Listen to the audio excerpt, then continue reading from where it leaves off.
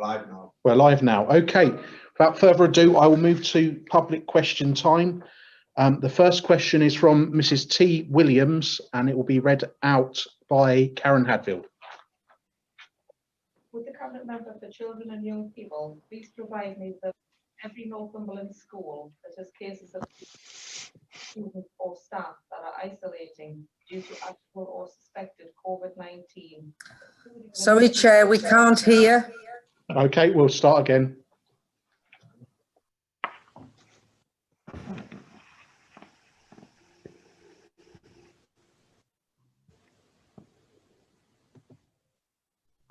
For children and young people. Can you hear that, Susan? Still not very good. Okay.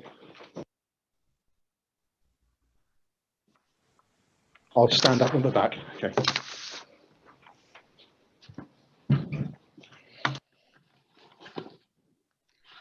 Would the Cabinet Member for Children and Young People please provide me with a list of every Northumberland school that has cases of pupils, students or staff that are isolating due to actual or suspected COVID-19, including the numbers involved for each school? Furthermore, would Councillor Rena Thompson commit to publishing these figures weekly on the Council website until the end of the COVID-19 crisis, so parents and carers can have up-to-date and pertinent information about the safety of their children in Northumberland schools? Councillor Rena Thompson. Thank you, Trish, for that question. Schools in Northumberland have responded really well to the challenges of COVID-19. They all have in place extensive risk assessments which contain actions to minimise contacts and stop cross-infection. Any schools impacted by COVID-19 are supported by the local authority public health team. Advice is shared with head teachers to ensure they act appropriately and swiftly to any positive or suspected cases. Any school or education setting with more than one positive case have their arrangements discussed by the Education Outbreak Control Team. The specific public health advice already given is interrogated. The possible source of any infection and cross-infection is discussed, and any supported findings shared with the leadership of the school or setting. Schools are advised to update their risk assessments on an ongoing basis, and they have support from the local authority health and safety team. It's difficult to share the specific data about each school because of the risk of identifying individual staff and children. This is especially pertinent in some of our much smaller rural schools. It would not be appropriate for the council to publicise any data when individuals' health information can be identified.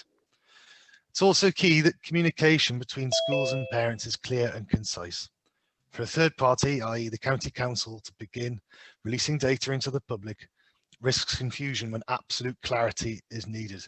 Communication between individual schools and parents is best left to the head teacher and their school executive teams. Summary information is available but changing daily.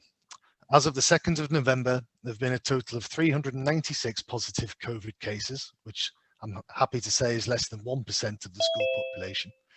And that's in 86 schools across Northumberland. 77 of our schools have no positive cases. Members of the community should be reassured that all can be done is being done to keep schools safe and secure.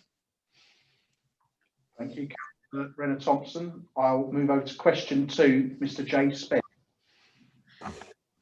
What are you doing to prevent the steady and insidious NHS privatisation process? It is crucial to ensure that health services and jobs are retained in Northumberland and that these are provided by the publicly funded NHS. Councillor Jones.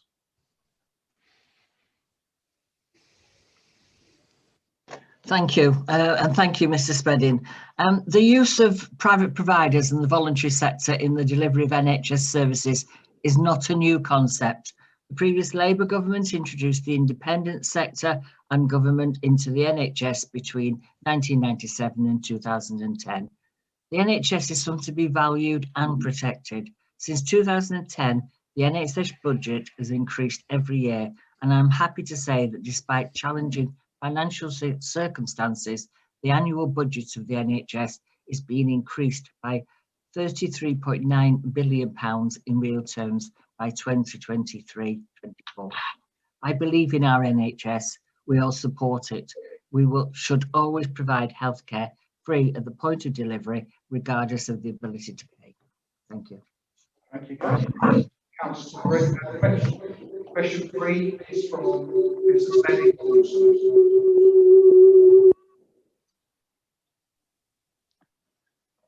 What have the council done and what will the council do in future to ensure that the local integrated care system provides process changes based on health and social need, not financial considerations that will lead to further outsourcing to the private sector? Please provide full details of your actions so far, as well as your future detailed plans. Councillor Jones. Thank you. The integrated care systems form part of a wider programme of changes which NHS England has been promoting over the past few years, with support from successive Secretaries of State. The intention is to create a single body which can take responsibility for the whole of the NHS budget and NHS planning across a geographical area, straddling both the commissioning functions of the CCGs and NHS England and the provider functions of the foundation trusts. And that ICS is a non-statutory joint organisation of providers and commissioners. Recently, NHS England has been increasingly clear about its expectation that CCGs should be merging, so there is a single CCG for each ICS, which appears to reflect a view that local NHS commissioning organisations have been too small to be an effective counterweight to large foundation trusts. The ICS is intended to be a way of reducing fragmentation amongst NHS bodies rather than a means of shifting the balance between public and private services. I personally share the concern about the size of the area. Although across the country there's an advancing programme of CCG mergers, and there were some CCG mergers in the south of our region, our own ICS has not yet progressed to completion in our area, which includes North Cumbria, and I do not believe there have been any significant ICS level procurements. There's a joint ICS scrutiny committee hosted by Gateshead Council, in which Northumberland Council has representation takes part. And there's a regular ICS update to the Health and Wellbeing Board, but because of the pandemic, that one has not taken place recently over the last few months. Thank you. Thank you, Councillor. I move over to question 4, which is Mrs. C. Taylor Spedding.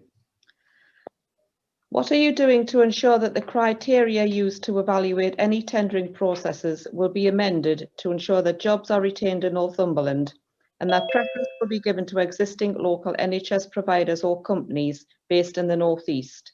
I would appreciate details of your actions so far to keep jobs and money in Northumberland, as well as your future plans to ensure that this continues. Thank you, and thank you, Mrs. Spedding. This council always puts Northumberland first. It is this council that is more ambitious than any before to invest in our future and deliver the largest programme of investment in Northumberland our county has ever seen. Northumberland County Council will always seek to support local jobs and businesses, balancing this aim with the best value for local taxpayers. Between the 1st of April 2020 and the 3rd of September 2020, £236 million was spent by the council with local suppliers. This administration has also introduced health in all policies within the council, which means we will always look to improve the well-being of our residents, which includes not only their health, but also their employment. In addition, we are introducing a new procurement corporate social responsibility policy early next year, with the intention to continue to increase the opportunity for local suppliers. Thank you.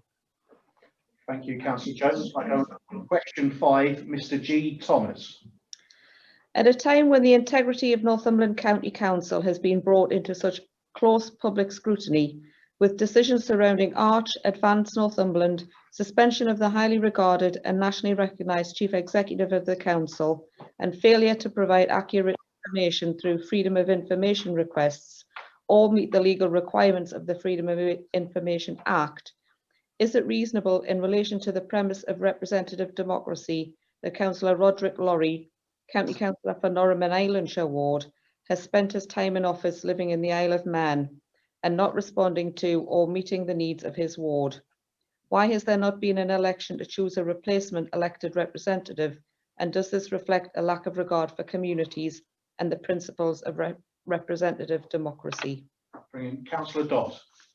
I am answering this, Mr. Thomas, as Deputy Leader. I am sure you will appreciate that when members get elected, sometimes circumstances change. And this happens with members of all parties from time to time. You will be aware of the many good things that Councillor Lorry has achieved, and they have been listed at previous meetings.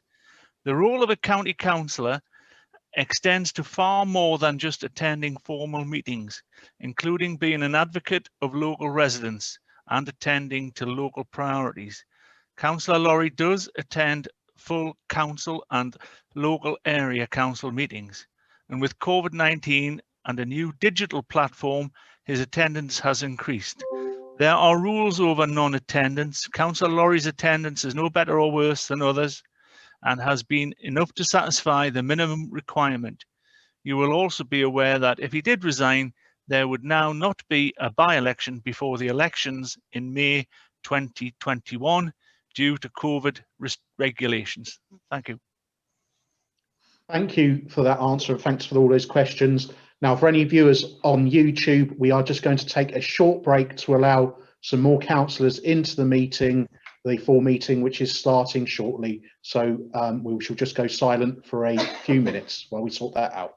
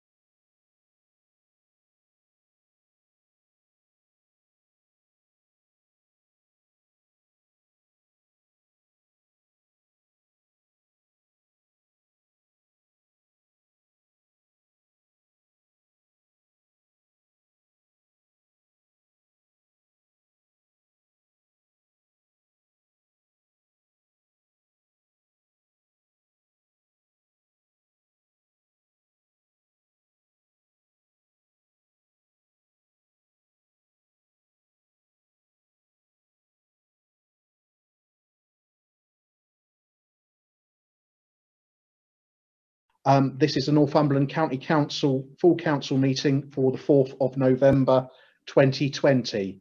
Can I ask, are there any apologies for absence? I have apologies from Councillor Ledger and Councillor Quinn. Thank you. Any from the chair, any from the floor at all? I can't see any, so I will go to the next item on the agenda, which is minutes of the following meetings of County Council as circulated, to be confirmed as a true record, signed by the business chair and sealed with a common seal of the council. And that is for Wednesday, 2nd of September 2020, from pages 7 to 30, and from Wednesday the 23rd of September 2020, from page 31 to 44. Do I take that they are a true record? I've got Councillor Hill with your hand up. Thank you, Chair. It was just on page 10, my supplementary question to Councillor Rena Thompson. He was having computer problems, so I didn't get response to my supplementary, which was seeking reassurances that there would be no threat to the £15 million allocated for a new school building in Berwick. I'm happy, Chair, for you to invite Guy to respond to that or to give me a written reply, but it's just with technical problems I didn't get a response. I will ensure that Councillor Rena Thompson responds to you. Thank you. Councillor Dunworth, you have your hand up. Yeah, thank you, Chair. It's in relation to point 84, sorry, on page 24. So it's the second meeting. And we were talking about public meetings, and we had quite a discussion about the public being able to join remotely and ask questions themselves and be involved in the planning process. I think the minutes on that page said that that was something we were arranging, sorting out, and I'm concerned that we've come to this council meeting and it hasn't been, and I don't believe there's any arrangements yet being made for the local area committees. So I would like an update, please, on what we're doing about that to allow the public to genuinely participate in this democracy. Thank you, Councillor Dunworth. We have had discussions about this and how we might be able to do this. We do have some concerns about security, which has been seen at other councils, but we will continue to work on this to see if we can find solutions which are suitable, and I will happily brief you on any progress we make on that. Okay, I've got Councillor Grimshaw with your hand up. Thank you, Chair. Yes, it's on page 22, and it's item 82, committee meetings minutes, and it's to do item 1 with corporate services and economic growth. And I asked Councillor Dodds if I could, he did tell me that I was going to be able to get a response with regard to the question I asked with support to customers with financial difficulties. And I asked whether the reference to pursuing outstanding debt referred to businesses who had filed administration as well as individuals. Councillor Dodd assumed that the council would do that, but a written response would be provided. Well, I haven't received one, Chair, to date. Thank you. Okay, I note that, and I think the councillor would have heard that, and I'm sure can act appropriately. Thank you, Chair. Okay, if that's everything, I will move to disclosures of... It's not, I've had my hand up for ages, Chair. I beg your pardon, Grant, I can't see you. Oh, sorry, I do apologise because I can see you. If you could put your electronic hand up, that would be most useful for me, Grant. I do have an electronic hand showing on the screen here, but that's beside the point. I'd like to ask a question on the corporate service and economic growth overview and scrutiny panel on last minute, where I was promised a written response to my question. Now, I'd like to know if the council has to reading these minutes today and the state of play of the finances of the council, whether you're going to have a special cabinet to spend the 68 pence to stick a stamp on an envelope and send me that letter. Thank you, Chair. Okay, I note your comments. Disclosure of members' interest. Does anyone have any interest to declare, which I haven't previously done so? I cannot see anyone indicating, so I will move on to announcements. Firstly, I'll just say, and we've already started the meeting, please remember we are live on YouTube. Please be aware that to mind your language, particularly even if you are on mute, just in case your finger slips or anything like that. But onto my announcements from the business chair. The following people, particularly connected with Northumberland, received honours recently in Her Majesty the Queen's Birthdays Honours List. They were Sir Brendan Foster, Knighthood for services to international and national sport and culture in North East England from Stocksfield, and he has very kindly written a nice note to the council expressing his gratitude for mention of this, and I say that was very well received, and I'll quite happily forward that to anyone who would like to see that.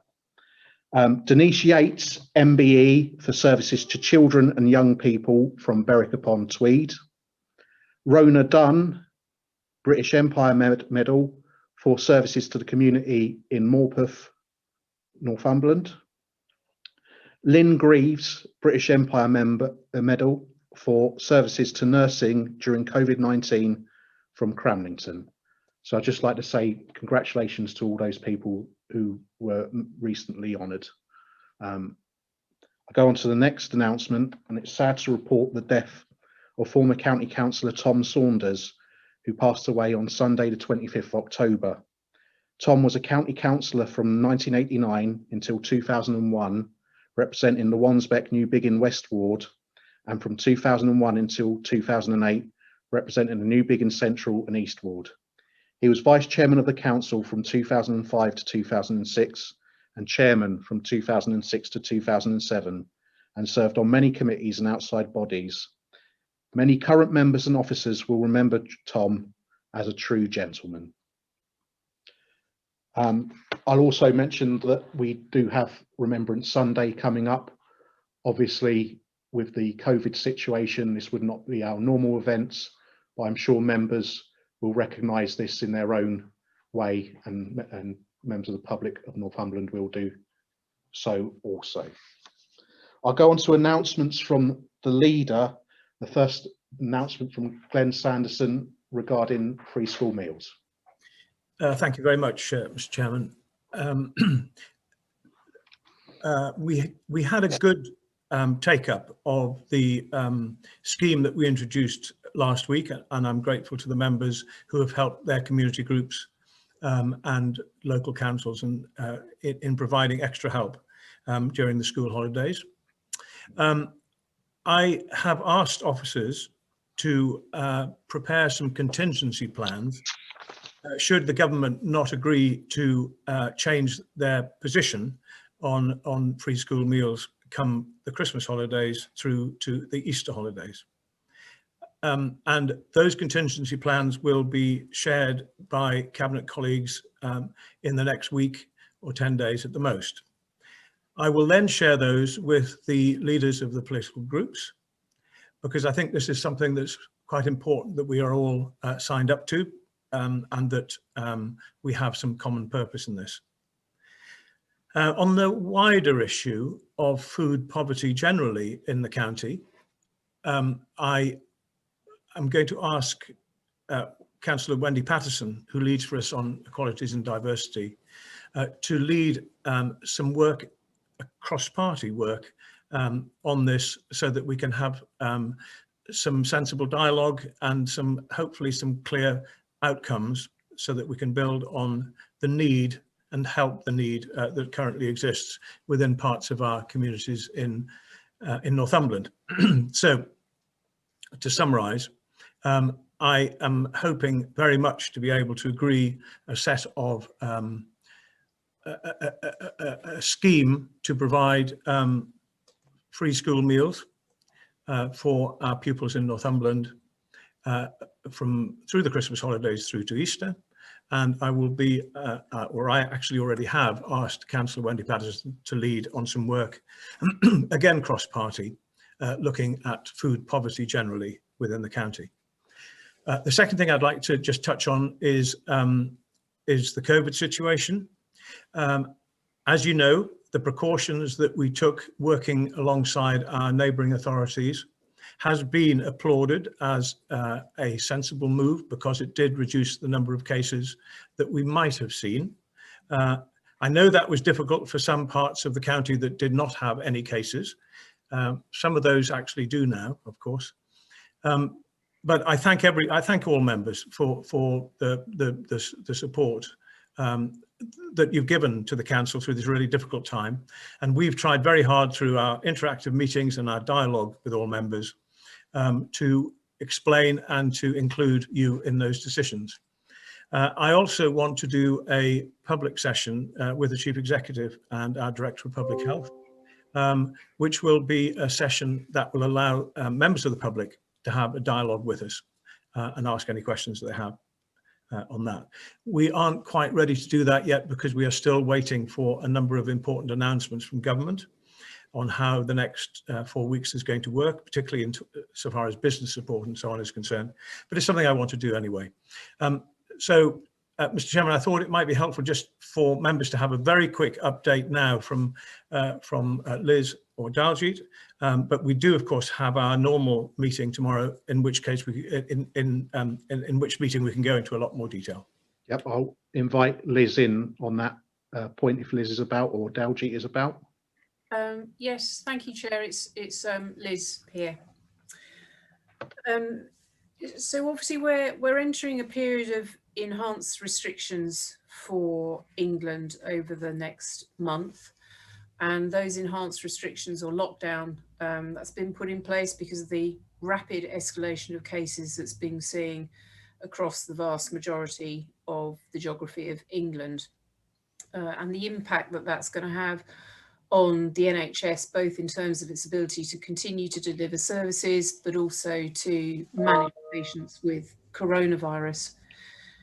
Now, the North East is actually an outlier in terms of that rapid escalation of cases. We're the only region to have demonstrated a slowing in case transmission, and certainly the majority of the NHS services, certainly from an acute trust point of view, in the North East are, they're not under the same pressure that's being seen in some areas of the county, some areas of the country.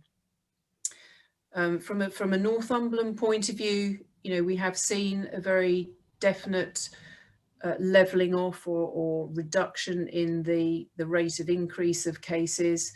So over the period from the 14th of September to the 28th of September, we saw our weekly cases rise to, by over 300 cases per week. But over the next month, which was the 28th of September to the 26th of October, we're still seeing an increase, but it's only 40 cases a week over that period. So not a complete levelling off, but definitely a significant reduction in the rate of increase of cases, which is all good news. But I suppose the question is what happens in 4 weeks' time, and the conversations that were being had about moving the local authority into that very high tier of interventions has been paused. I think we always said that what we wanted was to put in place a package of supportive measures rather than a range of additional restrictions. We felt that that would have a bigger impact on reducing the case rates than those additional restrictions would have. And so we'll be spending the next 4 weeks, along with the other local authorities in the North East, really focusing on moving those high impact interventions forward. So there's 5 of them that we're really focusing on, and that's the development of a regional test and trace model, and the proposal has been put into the Department of Health to consider. We're developing a behavioural insights programme that will focus now on how do we support our communities to adopt the behaviours and actions that we need them to adopt to keep this virus under control when we come out of lockdown. We are developing various models for the rapid and frequent testing of these new lateral flow tests, which have got a really quick turnaround of results. So they're point of care tests. We want to put in place additional measures to support our most vulnerable residents from the direct consequences of COVID-19 infection. And obviously we're working closely with NHS England to plan for the introduction and delivery of the COVID-19 vaccine. And those 5 high impact interventions are really what we consider to be our route map out of lockdown. All of those interventions are in progress, and I think in 4 weeks we'll be able to make a significant impact on moving those forwards. As the impact of the lockdown itself, Liverpool went into the very high tier of restrictions a couple of weeks ago, and there is a really strong early indication that that is leading to a reduction in case rates. So I don't think there's any reason to believe that Northumberland's rates won't drop over the next few weeks. And I think where we are in 4 weeks' time, and where England is nationally, will really dictate whether the restrictions that are being put in place tomorrow will be lifted or not, and if they are, for Northumberland, whether those conversations to move us into the very high tier will continue or not. So I think all to play for over the next 4 weeks. Thank you. Okay, thank you. I'm not going to allow questions today. What I'll do is I'll leave that for our normal session tomorrow for members. But I thank, because we've got quite a lot of business to get. Glenn, thank you for listening to us over the last few days and what membership we're looking at for that group, please. Councillor Sanderson. Do you want me to reply? Yes, just reply. I'm not going to take any more questions, so I'm going to say that to all other members.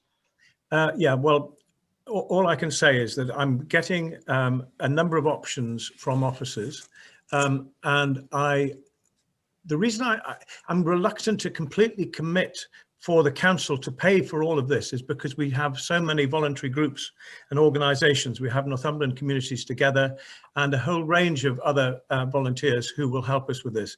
But it will be for sure that any child that wants a free school meal or is entitled to one will have one through the Christmas holidays and Easter. Whether it's provided by ourselves or not, I can't say yet until I see the options. But I'll work with you on that, as I said before, when I've got those options before me. Thank you. Okay,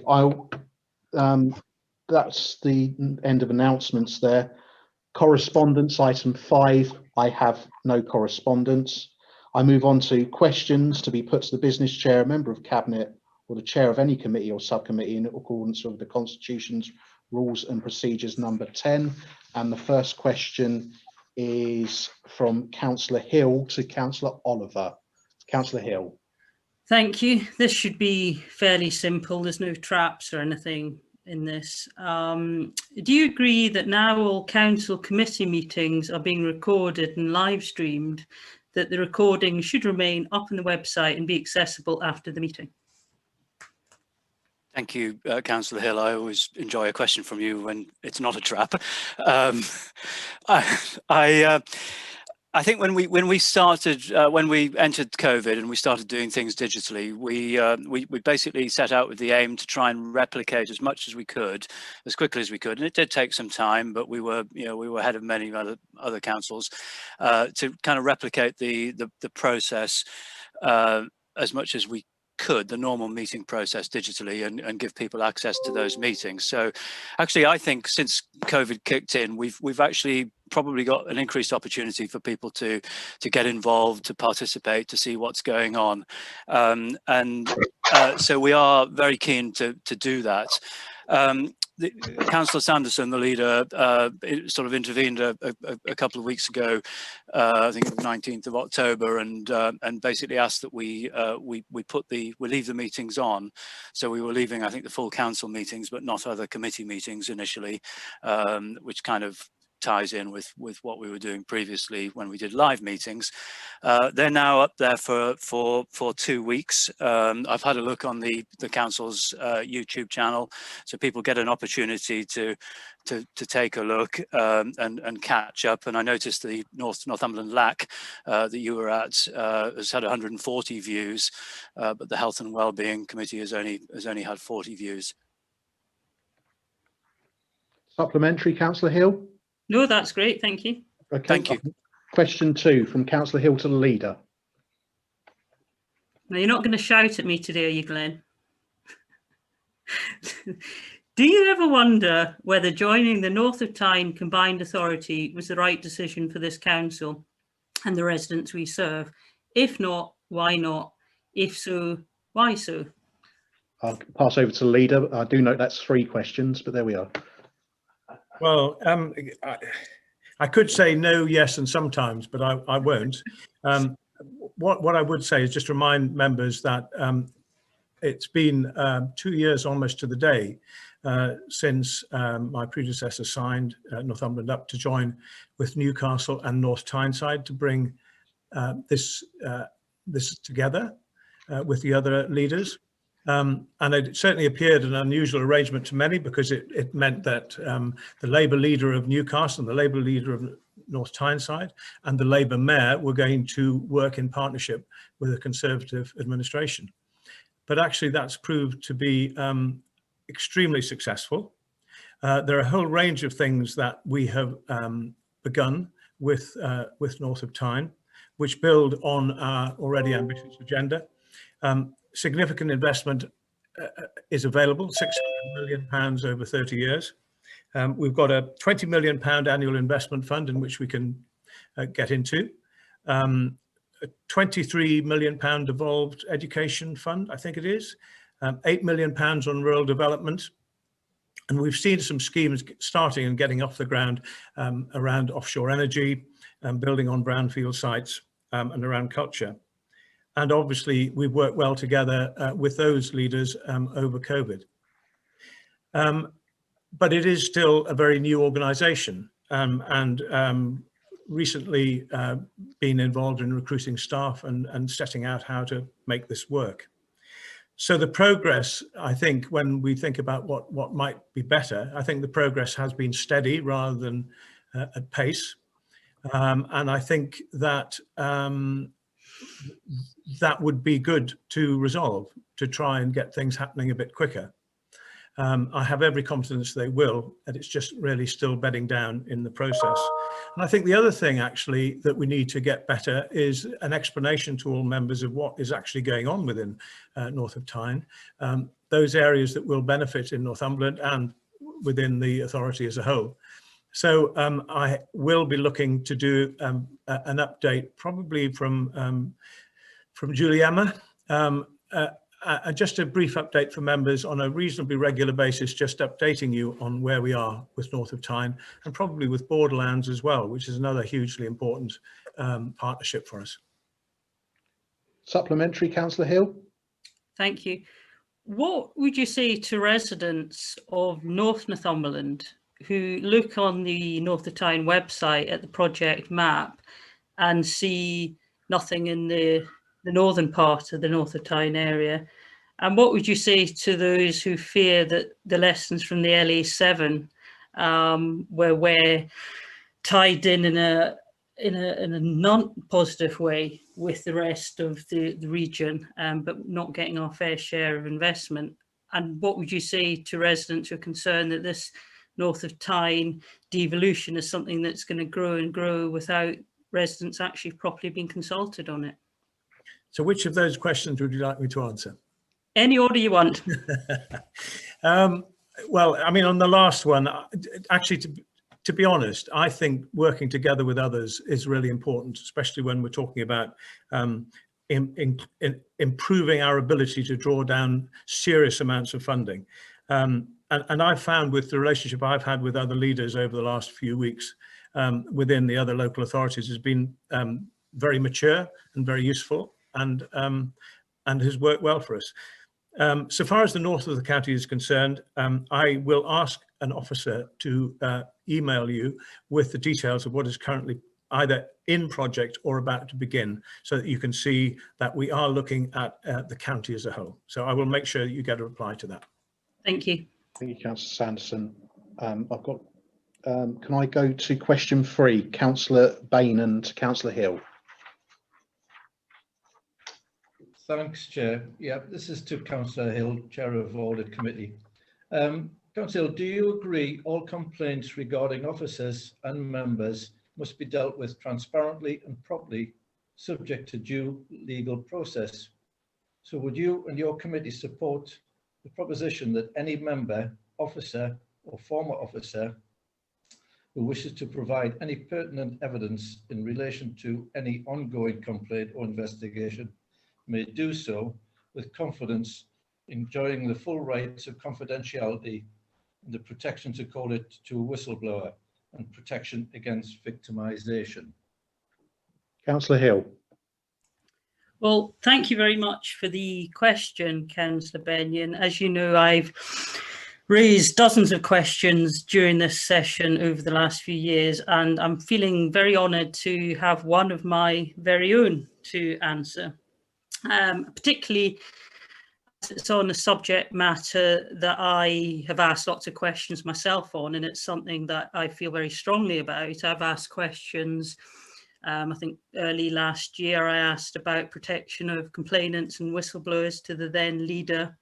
I've asked questions about learning the lessons from the Ledbury judicial review judgment. So this is something very close to my heart, and I appreciate the question. So the basic answer is, you won't be surprised to hear, is yes. If I was being pedantic about some of your wording, do indulge me. You talk about importance of transparency with complaints, but then you talk about confidentiality. I think maybe using the word public interest, which is the overriding test. You mentioned due legal process. I'd maybe add, obviously, taking good sound legal advice at all times, but I think you imply that there as well. Obviously, I can only speak on behalf of myself, not the audit committee at this stage, although I'm sure I'd feel confident they'd agree with that, but this is just an answer from me. You mentioned about, yeah, and the other thing, just to be pernickety again, I mean, just because you make a complaint doesn't automatically mean you're a whistleblower. It has to be in good faith, of course, and I think I'm right. As a technicality, you have to be a current employer to be classified as a whistleblower. But basically, yes, I agree with you. Supplementary, Councillor Bainan. Yes, thanks for that. And it's okay, Councillor, I don't mind you calling me pedantic. No, I'm being pedantic. Oh, you're pedantic. Yes. As we all know, you are a campaigner for transparency and good governance, and obviously against any sort of form of bullying. So would you condemn the use of non-disclosure agreements, commonly known as gagging orders, to prevent officers and former officers giving evidence to any independent investigation instigated by this council? Well, actually, I don't know if you recall, it's all in previous minutes and recording. I actually asked that very question. I asked the question about non-disclosure agreements because I don't like them at all. And I asked the question, and I recall Councillor Oliver, his response was probably like anyone would respond, any local authority, but was sometimes, I don't think he used the word necessary evil, but I think that's what he implied, saying that unfortunately, sometimes it's in the interest of all parties to agree to a non-disclosure agreement. I mean, that's why I don't like them. And I did use the words that it can mean that justice is blocked, that information is blocked. So I don't like them. I don't know if the administration are wanting to change the policy on that. I would suspect that any legal advice taken would be, you won't once you've signed a non-disclosure agreement, because it's full and final settlement. Both parties, I mean, people tend to sign non-disclosure agreements for money, and or there's something that they don't want to be, public as well. So, I mean, if you want to blow the whistle, you don't sign a non-disclosure agreement, is probably a simple answer. But I don't like non-disclosure agreements. That's why I asked that question last time. Chair, can I just add something? Councillor Hill referred to me. I just want to be clear that the administration doesn't have a policy on non-disclosure agreements. I mean, that's fine. I mean, just normally when the administration answer questions, you feel, unlike in my position, that it's an administration response. And when I asked you that question, you gave a decent full answer to that, but you didn't support what I was sort of implying. You didn't say, no, I think they should be reformed or got rid of, which probably, if you did a thorough scrutiny on it, you probably would end up saying, unfortunately, these things are in the public interest, sometimes, cheaper and easier solution. But as I keep saying, I just don't like them. And I did ask that question last year or earlier this year. Can't remember when. Okay, thank you. Before I go to the next question, on my announcements, I was asked, well, I haven't said it, I was asked to suggest to remind to members that the council meeting is not the place to raise matters regarding issues being handled under other processes, and that this won't be allowed. Any member that does so will be told to stop. And I recognise that no specifics were mentioned in questions, but I'll remind that for any further discussion in this meeting. And I'll go to the next question, which is question 4 from Councillor Purvis to Councillor Oliver. Thanks, Chair. Can I ask Councillor Oliver how many of the businesses that applied for COVID-19 grants went into administration days or weeks later? Councillor Oliver. Thank you, Councillor Purvis. I'm afraid I can't answer that because we just don't have the data. The data to answer that question isn't available. What I would say, though, is that the council has paid out £94.4 million to 8,426 businesses through the small business, the retail, hospitality and leisure, and the discretionary COVID support grants. We were the 4th fastest county or authority actually in the country to process these grants, and we got sort of special mention, I think, from a minister at MHCLG, and obviously, as we speak today, as of midnight tonight, we're going into another set of restrictions, which will cause many businesses further hardship. I'm sure we'll see more businesses fail in the next month, and it's a terrible time for people running those businesses. But we are mobilising. There is some more support coming from government. Officers have been working very hard. Our Section 151 office has been on a call today, learning about the guidance for that next set of grants. So we will endeavour to get that up and running as fast as we can. Supplementary, Councillor Purvis. Thanks, Councillor. Can I ask, has the council, your administration, got any plans in place to recover this money from businesses that went into administration? Councillor Oliver. I'm not sure. Well, I can't answer that because I don't know if any have. But and I'm not sure if it would be recoverable in any case. But I can certainly ask questions, but I don't know the answer to that, I'm afraid. Councillor Oliver. Question 5. Councillor Grimshaw to the leader. Councillor Grimshaw. Thank you, Chair. Can the council confirm that if a member is involved in debts to the council, that they are pursued in line with the same policies that any resident or business would find themselves subject to? And this is perhaps in line with my question that I did ask at a corporate scrutiny meeting, and I did highlight it on page 22 and item number 82, and I haven't had a response, so I'm probably not expecting one today, Leader. Leader.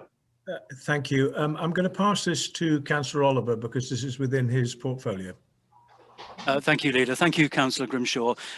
Yes, all debts are pursued in line with the corporate debt recovery policy, and that was approved on the 20th of February of this year. I think it gets renewed every year at the full council meeting. Supplementary, Councillor Grimshaw. Thank you, Chair. Well, just on the same matter, could Councillor Oliver confirm that if a member is more than 2 months in arrears with council tax, if they are able to vote on the council budget? Councillor I'm not sure of the detail on that, but I believe that there's a check done on all councillors' council tax payments ahead of the budget meeting each year, and if anybody is in arrears, then I understand that they're not able to, but as far as I'm aware, that hasn't occurred in my memory, at least since 2017. Thank you. Councillor Purvis, question 6 to Councillor Oliver. Ask Councillor Oliver to let the full council know how much extra the council has spent on COVID-19 related services since March and how much we have received from the government, please. Councillor Oliver. Yes, thank you, Councillor Purvis. So we've basically had a lot of money from government for supporting COVID. We've had 2 lots of general COVID pressures money. I think the first batch was around £10 million. The second batch was about £9 million, so totaling 19 million. We've had 3.4 million for the hardship fund, and that the council tax hardship fund. That has been used, and I'm sure we'll discuss that later on in the agenda, but that's been used to relieve council tax bills, and the money that we haven't spent so far will be used for that in the next financial year. We've had £97.7 million in business support grants, and I've just sort of listed those previously, but the small business grant, retail, hospitality, leisure grant, and the discretionary grants. We've had £38 million in business rates relief. We've had £4.4 million in adult social care, infection control. We've had recently another 3.2 million on the 12th of October. We had a grant for food and essentials, which I think was announced in June, but delivered at the end of July, perhaps into August, of £367,000. And we're hopeful that we'll get some more, I think around about £2 million from the government sales fees and charges lost income compensation scheme, and we're hoping for more in terms of there's £100 million being announced for support for the leisure industry, and we hope we might benefit from that. Extra costs have amounted to £31 million. Okay, supplementary, Councillor Purvis. Thanks for that, Councillor Oliver. I mean, I'm sure I don't need to ask back this question. I'm sure you're still lobbying central government for more money and more to replace what we've spent. So I don't know if that's a question or a statement. So. Yeah, well, it's probably both. It is a statement. It's also a good question. I think we're lobbying in many ways, and I think the former leader wrote many letters to government ministers, and this leader I think wrote 4 letters within his first few days to government ministers. One of our MPs commented he was being bombarded with copied letters, and we've been lobbying in a number of areas. I mean, obviously we want a good settlement in December for local government finance for next year. You'd probably be aware that the original planned 3-year funding settlement is now being, quite understandably as a result of COVID, been changed to 1 year. We've been lobbying on behalf of specific industries. We've been lobbying on behalf of business grants and the guidance for those business grants. We've been lobbying on behalf of more money for support with COVID, with test and trace and all sorts of things. So, yeah, I mean, I think government probably think of Northumberland as a bit of a pain in the neck, but we'll continue to lobby as strongly as we can.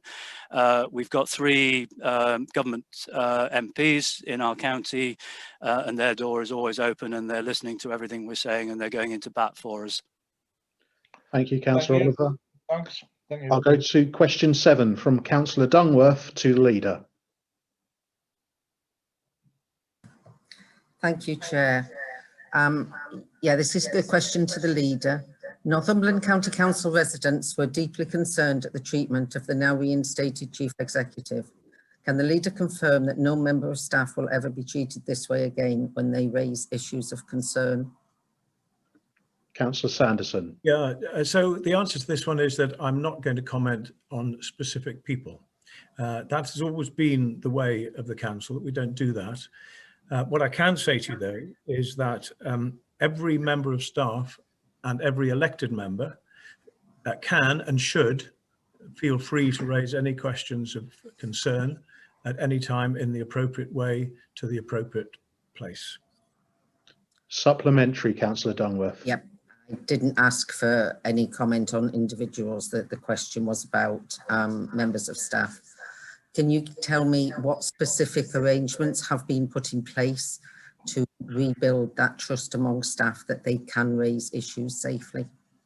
Yes, I can. I've actually been in touch with a number of, in fact, all the staff through emails, but I've been in touch with a number of staff over the last few weeks to just to say that I am very proud of what they do at whatever level they are working in the council, and that I genuinely want to see everyone working together for the common cause, for the residents of Northumberland, and to raise positivity and put negativity down, because negativity is never good for anyone.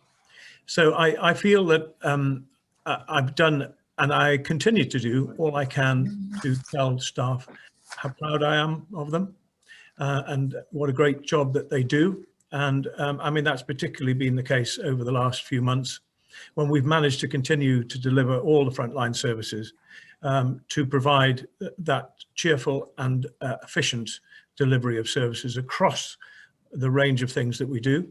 And I'm particularly grateful to staff who have been directly involved in helping to manage the COVID problems that we've had and for preparing us for the next stage of it. So I think the only way I can instill in staff and the authorities to show that my door is always open to speaking to any member and any member of staff, and to letting members of staff know that I genuinely really care for what they do, and I'm deeply grateful for what they do.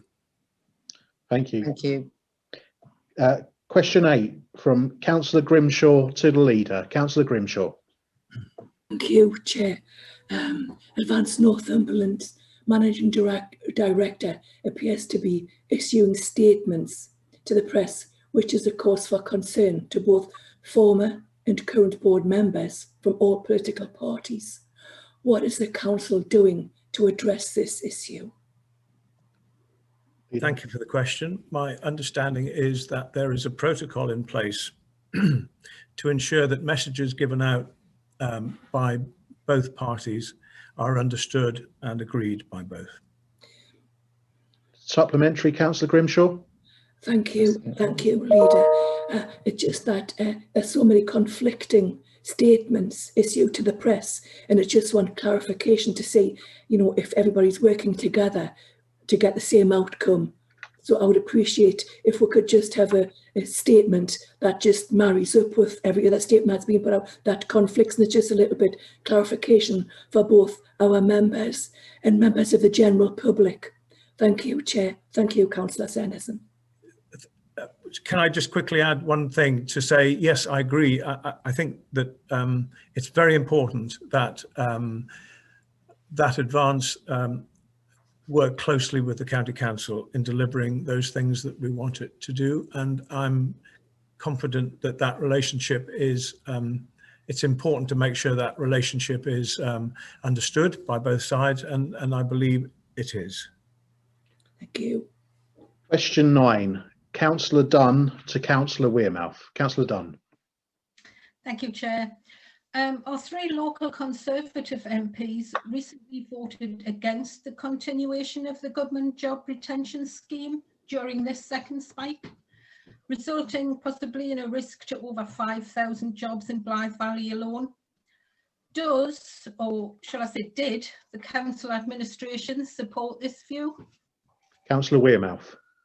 Thank you, Chair, and thank you, Councillor Dunn. I fear obviously this is one of those questions that has been overcome by events. And as you'll know, Councillor Dunn, the coronavirus job retention scheme is being extended by Parliament and by our MPs. And I'm really grateful for that, and I'm sure that all the county is.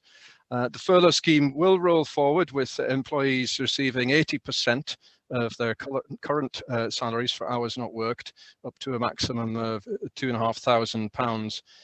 Under the extended scheme, the cost for employers of retaining workers was reduced compared to the previous scheme. And this means that the extended furlough scheme is more generous for employers and local businesses than was the case in October, which I'm sure is welcome as we go into this next lockdown. In addition, business premises forced to close in Northumberland and the rest of England are to receive grants worth up to £3,000 per month under the local restrictions support grant. Employers, small, large and charitable and non-profit organisations are eligible for extended job retention schemes as well. Businesses will have flexibility to bring furloughed workers back to work on part-time basis or furlough them full-time.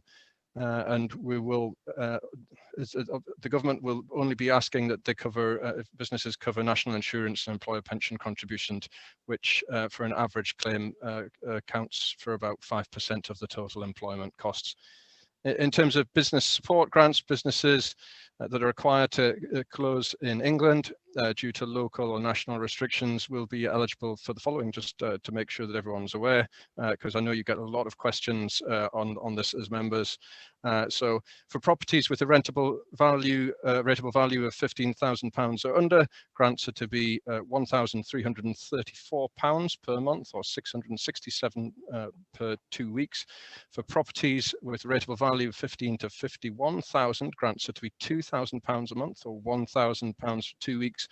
For properties with a rateable value of 51,000 or over, grants of £3,000 a month or £1,500 per 2 weeks will be available.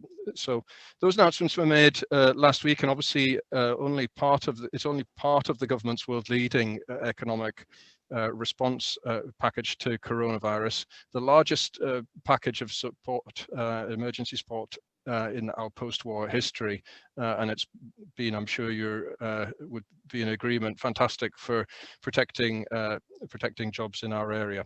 The furlough scheme protected, we probably should remember this, 9 million jobs across the UK, and a large number of them in our area, and self-employed people received in total, I think, some £13 billion so far also to assist them through these difficult times. Yeah, anyway, I think events overtook us, but there's a quick summary of where we've got to. Supplementary, Councillor Dunn. Yes, thank you. And thank you, Councillor Wearmouth, for what wasn't really a quick summary. It was a very comprehensive answer. But despite the vote, and I was quite pleased, I think, to hear you say that you welcome the furlough coming back. Despite the vote, we have already returned to the twice extended furlough scheme, at least until December the 2nd. But that's probably too late to stop many redundancy notices being issued in the meantime. And as yet, it's not really very clear what will happen when this current extension comes to an end. Businesses, I think, continuously stress the need for some kind of certainty if they are to avoid a job crisis. So what is this council doing specifically to address the uncertainty of the situation and what appears to be the continuous flip-flopping between schemes? Councillor Wearmouth. Thank you, Chair. So, I mean, to sort of come back to the first point maybe a little bit as well, I mean, all good plans have to have some form of exit, but they also have to adapt. And I think what the government have got in place is something that has adapted to this ongoing situation. Just as the council does, we'll continue to adapt. We listen to businesses, whether it's through Advanced Northumberland or through the various departments within the council. We get a lot of data coming back, a lot of information, as we've talked a little bit about, and I won't repeat everything that Councillor Oliver said. We've got a lot of dialogue with government, with MPs, with anybody and everybody that we can engage with to make sure that our voice is being heard and that the voices of our businesses are being heard and reflected in policy. And we're very reliant on government for this and grateful for the help and support that they provide. Thank you. It's question 10 and it's Councillor Dunn to Councillor Wearmouth again. Councillor Dunn. Thank you, Chair. Approximately 30% of jobs in Northumberland were furloughed under the original scheme. The last release from the Office of National Statistics reported that nearly 60% of businesses in accommodation and food services industry, and that accounts for about 10,000 jobs in Northumberland, had reported a lower turnover. What specific action is the council taking to protect jobs here in this county? Councillor Wearmouth. Thank you, Chair. So I'll try to be a little bit more brief, but it's a good question and it therefore deserves a good and full answer. I'm sure you're all pleased to hear. So thank you, Councillor Dunn. As I say, it's a good question. So we've been monitoring the number of jobs furloughed within the county since the start of the furlough scheme to understand the scale of the intervention, and it was broadly in line with national figures, or so officers tell me. So around about 32% of jobs were furloughed nationally, and I'm led to believe that we have a very similar level here based on our monitoring that we do at NCC. So, you know, in the northeast, in terms of the level of data there, earlier in the year, showed that more than half of the furloughed jobs were in retail and in wholesale, accommodation and food services, and in manufacturing. And we continue to monitor all that in terms of the emerging situation, and you'll appreciate that this is very much an unprecedented situation that we all find ourselves in. When it comes to working with businesses, the county councils, as you'll be very aware of, and we are very aware of the impacts of the COVID restrictions, particularly on our hospitality, leisure and tourism businesses. I know I've had lots of communications from such businesses. I'm sure that you may well have had them and other members will have as well. And we've been raising these issues with government through regular feedback and of course in discussions with government in terms of the level of risk of an alert in the county. And Councillors Jackson and latterly Councillor Sanderson have done an awful lot to highlight issues with government on a regular basis. And I know this feels like deja vu all over again from Councillor Oliver's comments, but we've been really assisted by all our MPs, and we've been working with neighbouring councils in the North of Tyne Combined Authority, within the LA7, and indeed other councils and county councils across England, who've been really helpful because they're the sorts of authorities who are experiencing the exact same issues as us. We don't often have the same issues, or don't have completely the same issues as you might find in some of the metropolitan councils. So, you know, we've managed to get attention to areas that have been raised with us by businesses that might not and got support in that might not otherwise have been received. And you've noticed when we were going through all of this stuff with the business support packages that were provided to us to then forward on to businesses, that they came in waves as the government got to grips with that. And a really important part of the government getting to grips with that was us helping them understand what was being said on the ground, and they were getting that message from our MPs as well, I know. So when it came to in terms of the next bit and what happened after we'd done that lobbying, we obviously had to distribute funding to businesses, and I'm sure you'll share my pride in our council's Revs and Ben's team and officers at Advanced Northumberland and others who worked together to be amongst the 5 fastest councils in England, I believe it was, and it was much heralded in the press, you'll recall, to distribute funds to our businesses. We've given huge amounts of advice and support out to businesses across the county, whether they're large, medium or small. And this was, it was massively contributed to by the officers that I've mentioned there. And I just want to say a special thanks as well, we all should, to the 151 officer and the head of regeneration as well. They did a really fantastic job in making sure that happened, and that they assisted us all in getting that support out. So, as we go forward, the Prime Minister's has had this recent announcement regarding a new lockdown and changes, and we've got these coming over the course of the next 4 weeks. And most of the businesses to which you refer will be probably looking to either temporarily close or move to takeaway services only in the case of some of those food premises and restaurants. And we'll be working closely to make sure that any grant support that comes out, and I mentioned a little bit of it earlier, is distributed to those businesses rapidly, just as rapidly, if not more so, than in the first lockdown by our officers. And they're certainly well practiced at it now. Following the 4-week period and these new national measures, and who knows, it might be a little bit longer than 4 weeks, we hope not, we're anticipated to move back to local risk alerts and the type that Councillor Sanderson's been talking in detail with LA7 and with government on. And that's going to depend an awful lot on the public health data, which we all see coming in front of us from Liz Morgan and others. And we welcome the Chancellor's announcements regarding support packages for hospitality, leisure and accommodation, and that's where they're still open. And we'll be doing everything we can to support those businesses as we go through different levels of restrictions, whether it's tier 1, 2, 3, or whatever else we end up talking in the future. So I'll not bore you any longer, if hopefully I haven't bored you, other than to say that obviously that's just the sort of the financial bit and getting stuff out and making sure that people's cash flows are working. But there's a whole host of stuff that's being done by the Regen team and by others, other officers across the council, to make sure that our towns are safe places that give people confidence that they can come and support our brilliant local businesses.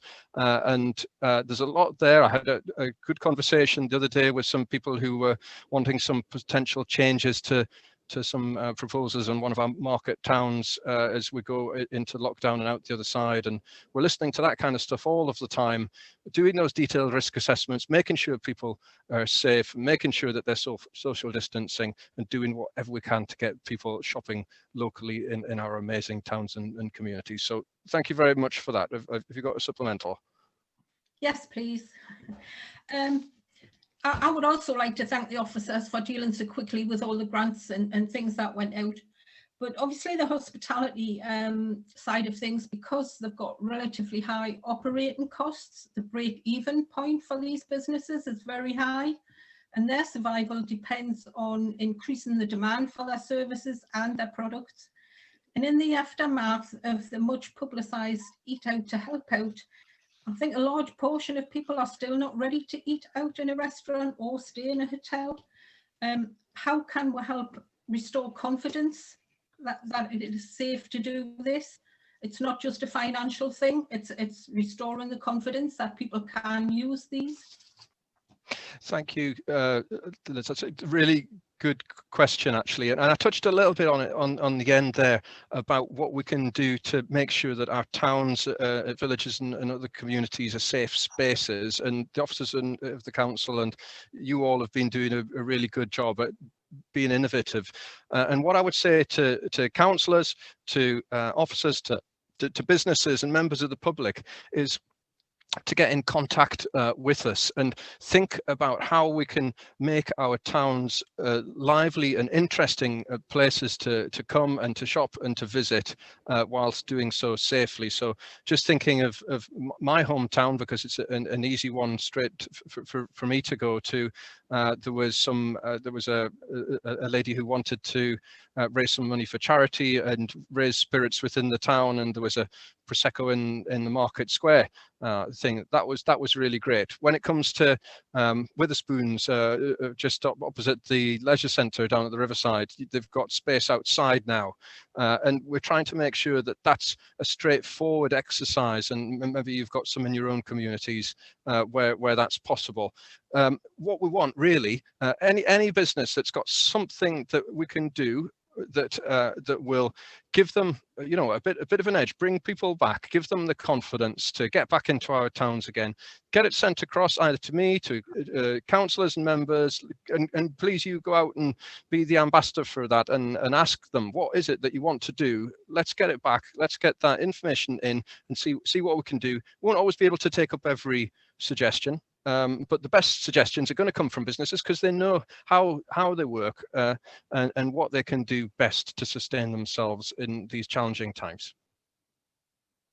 Thank you. Question 11 from Councillor Dunworth to Councillor Rena Thompson.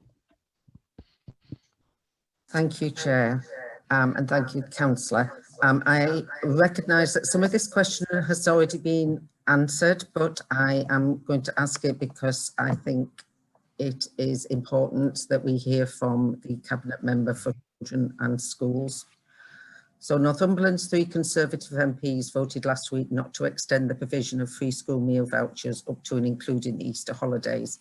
And this council has refused to step up and provide a county-wide scheme, unlike most councils in the country.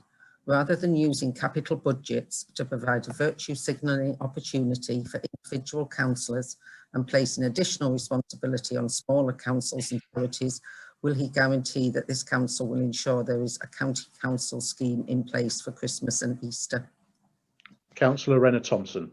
Yeah, thank you, Councillor Dunworth. Of course, I recognise the significance of ensuring that all children and young people should not go hungry in the 21st century. I'm sure we're all aware of the impact hunger can have on a child with regards to their educational performance, and that leads on to problems and issues later in life. So keeping children fed and healthy is of course a priority for me and all of us as corporate parents. Over the school half term, a range of measures are in place in order to support those families in need, whether they were in receipt of free school meals or otherwise. This was planned for and in place long before the debate about free school meals was raised after the vote in Parliament. The Northumberland Communities Together team, which I'm alluding to, provided hardship funding to community groups to support holiday food offers throughout the county. And our community hub has responded to individual requests for support, as well as pop-up events with food and activities. In essence, if you rang the Northumberland Communities Together hub, they would direct you towards places where you could get help. And if that wasn't available, it was possible to get food directly out to individuals who needed them. And that is 7 days a week, all of the time. This complemented the other offers of help around the county, as well as the ability of members to use their small schemes funding to offer support where this was needed. I do take some exemption to your suggestion in your question that it was a virtue signalling opportunity for councillors. We were asked by members across the county at very short notice how they could help their individual communities, and via that scheme there was a process that was able to be in place. Many of your own members have taken up the offer of that support, and I hope we wouldn't be saying that they were just doing that as virtue signalling opportunities. Across the region there was a mixed response in relation to free school meals. So in Newcastle, according to their website, parents unable to take advantage of other support could contact the council and receive a packed lunch, which was much the same offer as here in Northumberland. Gateshead and South Tyneside ran a similar offer. In Sunderland, £10 meal vouchers were funded by a very generous donation of £20,000 by the sofa company SCS, and over in Carlisle, each councillor was allocated £500 for COVID support, again much the same as here. And the reason I go into what we've seen regionally is that will form part of our review that the leader announced earlier in the meeting, as to what offer we will have over the Christmas half term and Easter periods. And I will fully support the leader and have been supporting the leader in coming up with a plan for those holidays. Supplementary, Councillor Dunworth. Thank you. I think that's answered my question about a lack of a plan, because there was no plan until the Sunday afternoon. And yes, members have used it because there was no other means in a lot of areas of getting the help to families that they needed.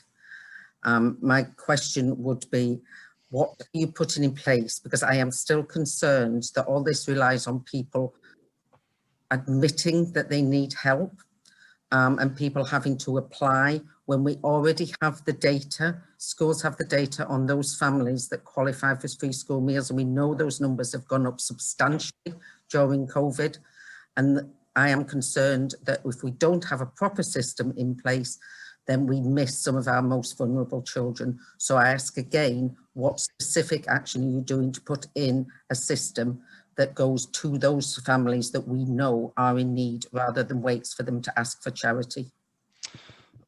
Well, there was a plan. There was a plan in place long before this debate started, which was the Northumberland Communities Together programme, and it is a fantastic programme. And the only thing that we probably haven't got right about it has been publicising it enough, and that is recognised within the plan. If anyone has any issues in the county with food, fuel, school uniform, all of those things, they can ring that number or email that helpline and get the help that they need, and which is really something we need to be shouting at. In terms of the question about whether it would be a universal offer, so that it would be automatically granted, or whether it would be an application offer, I think those are the questions we'll have to look at in the cross-party group that's going to be set up. I mean, none of these voucher offers across the northeast that were set up over the last half term were automatic. Even those in Durham and Townside, you had to ring up and apply for them. So they're things that we'll be looking at in detail, and see how that works and how we can do something that's the best. Councillor, question 12 from Councillor Dickinson to the leader. Thank you, Chair. Hang on in there, everyone. We're nearly there. Good afternoon, Leader. Concerns have recently been raised that breaches of the members' code of conduct have occurred when members have taken part in matters that they could be perceived to have a conflict of interest. Does the leader agree with me that it is good governance for all members to declare the membership of organisations they belong to, whether it is in the public domain or not, in order to ensure transparency within the council for the public? The leader. Yeah, thank you very much for that question. I think generally it is those rules are carried out by members, and I think that for those members who take great interest in other people's declarations of interest, will know if they've had a look at those, they'll see that there are many organisations that are listed within those that actually perhaps don't need to be, but members do take by and large a very sensible and grown-up attitude to declaring interests, and rightly so. Supplementary, Councillor Dickinson. Thank you, Leader. Given such a positive response to my question, will the leader commit to setting up a working group to look at the code of conduct of members and the inclusion of organisations that should be listed that are not currently listed on the declaration? Yeah, that sounds to me like a really good idea, because we don't really know, how, whether we include the local Tiddlywinks club or anything like that, really. So I think it's probably quite important that we do that work. I'll ask that the Constitution Working Group begin by having a look at that and taking that forward. Thank you very much for that excellent suggestion. Brilliant, thank you. I haven't heard of Tinklewinks since my granddad, but there we are. Question 13. Will the leader please confirm that officers of arm's length companies do declare such memberships as above for the same reasons in accordance with the Officer Code of Conduct? Thank you. I think that there are separate rules around this and guidelines. And I think that obviously it would be the same as my last answer, that anyone who belongs to an organisation, should it be a private company or an arm's length organisation, or indeed any form of organisation, should look very carefully at what they do declare. Tiddlywinks actually do still exist. There are. I'm sorry, I can't let that one go, because you know how we like to have the last word. So tiddlywinks do exist, and they could potentially be seen by some to be necessary to declare. But of course, it is a very serious point. And I think it's really important that everyone involved in any part of public life do seriously look at declaring any interest that might be perceived to be at conflict. Thank you. Supplementary, Councillor Dickinson. Yes, thank you, Leader, for both the clarification on the game existing and reiterating your view on this. Will the Leader confirm that he would also be concerned to learn that the wholly owned company Advanced Northumberland recently changed its policies so that officers didn't need to declare that, and moved away from the standard policies that the council had initially advised were put in place? I think the arm's length companies are able to have their own set of standards in terms of declarations of interest, and that they needn't, as I understand it, necessarily follow exactly that which the owning company follows. What Advanced Northumberland have done is up to them, but obviously I think it's important that we do have some oversight of this to ensure that it does generally blend in with those kind of key priorities that we see as important. Thank you.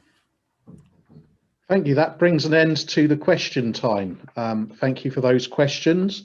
It is now 4:20. I'm going to carry on and make progress on the agenda.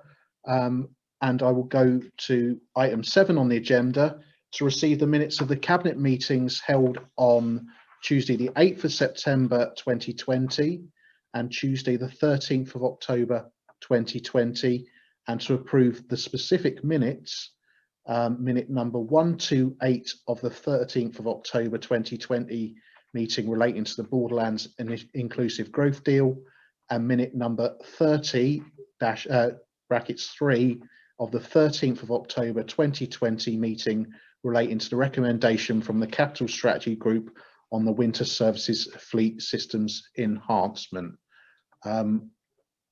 I have Councillor Dunworth has her hand up.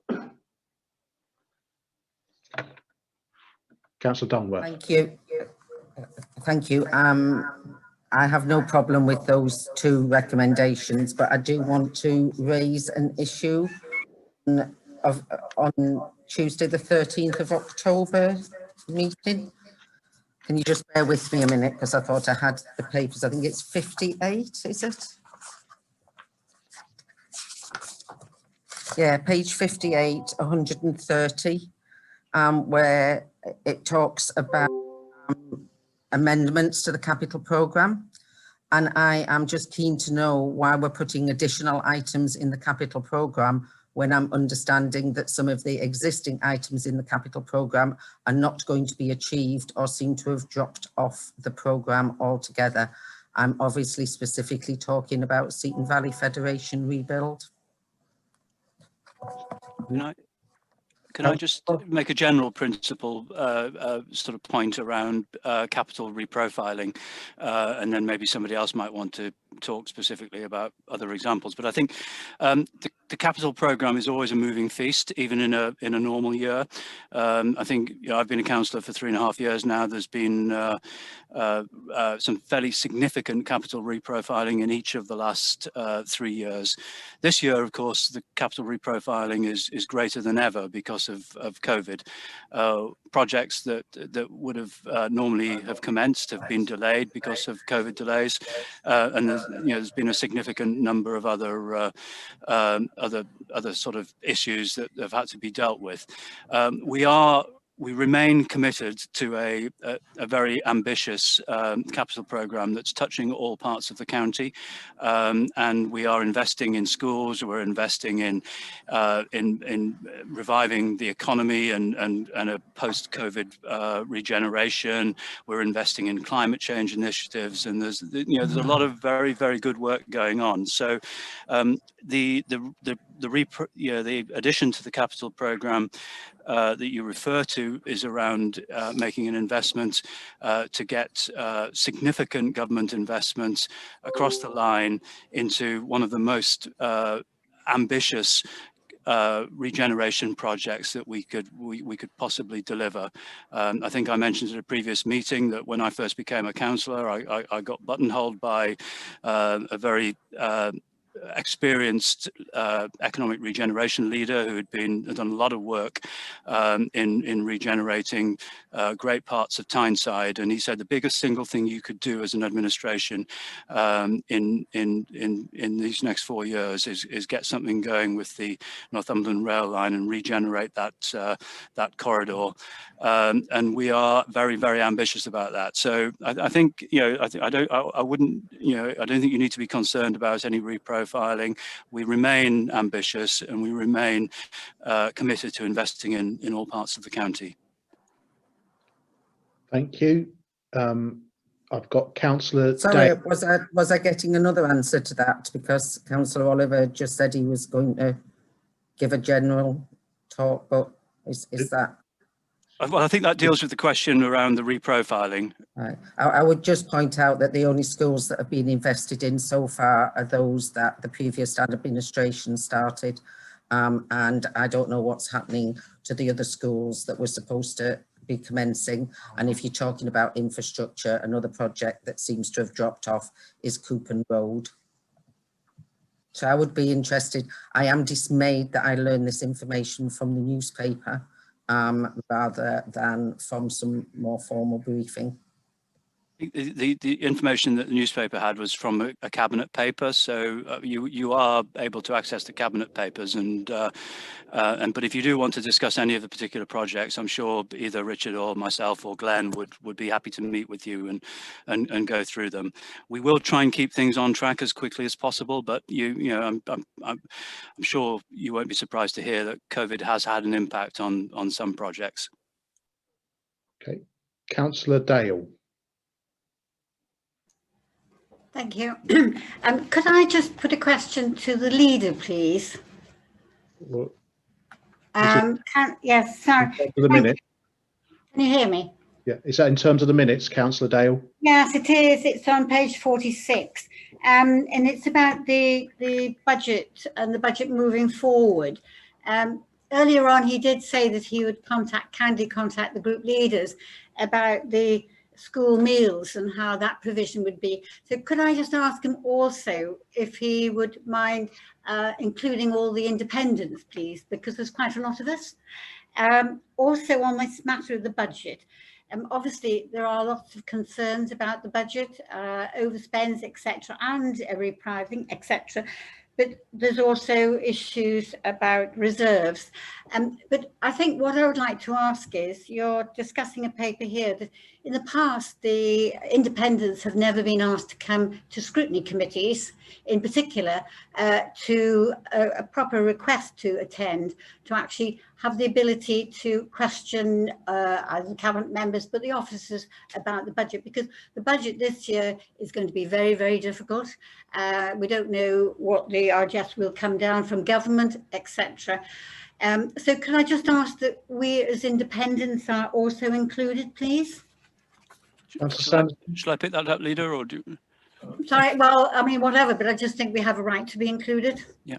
I mean, we have a scrutiny meeting. I think the first scrutiny meeting, I can't remember when it is. Is it next Monday? Maybe. And normally any member of any scrutiny committee is invited to come along to that. But I note that I don't think Councillor Dale is on a scrutiny committee. No, I'm not. I personally would be very happy for her to come along, and any other member who wanted to come along. So with your permission, leader, could we just widen the invitation to every councillor? Well, Yes. thank you. I think you'll find, sorry, can I just say, I think you'll find there's quite a lot of people who aren't on scrutiny, a few independents who aren't on scrutiny committees and have never been able to take advantage of actually attending a meeting.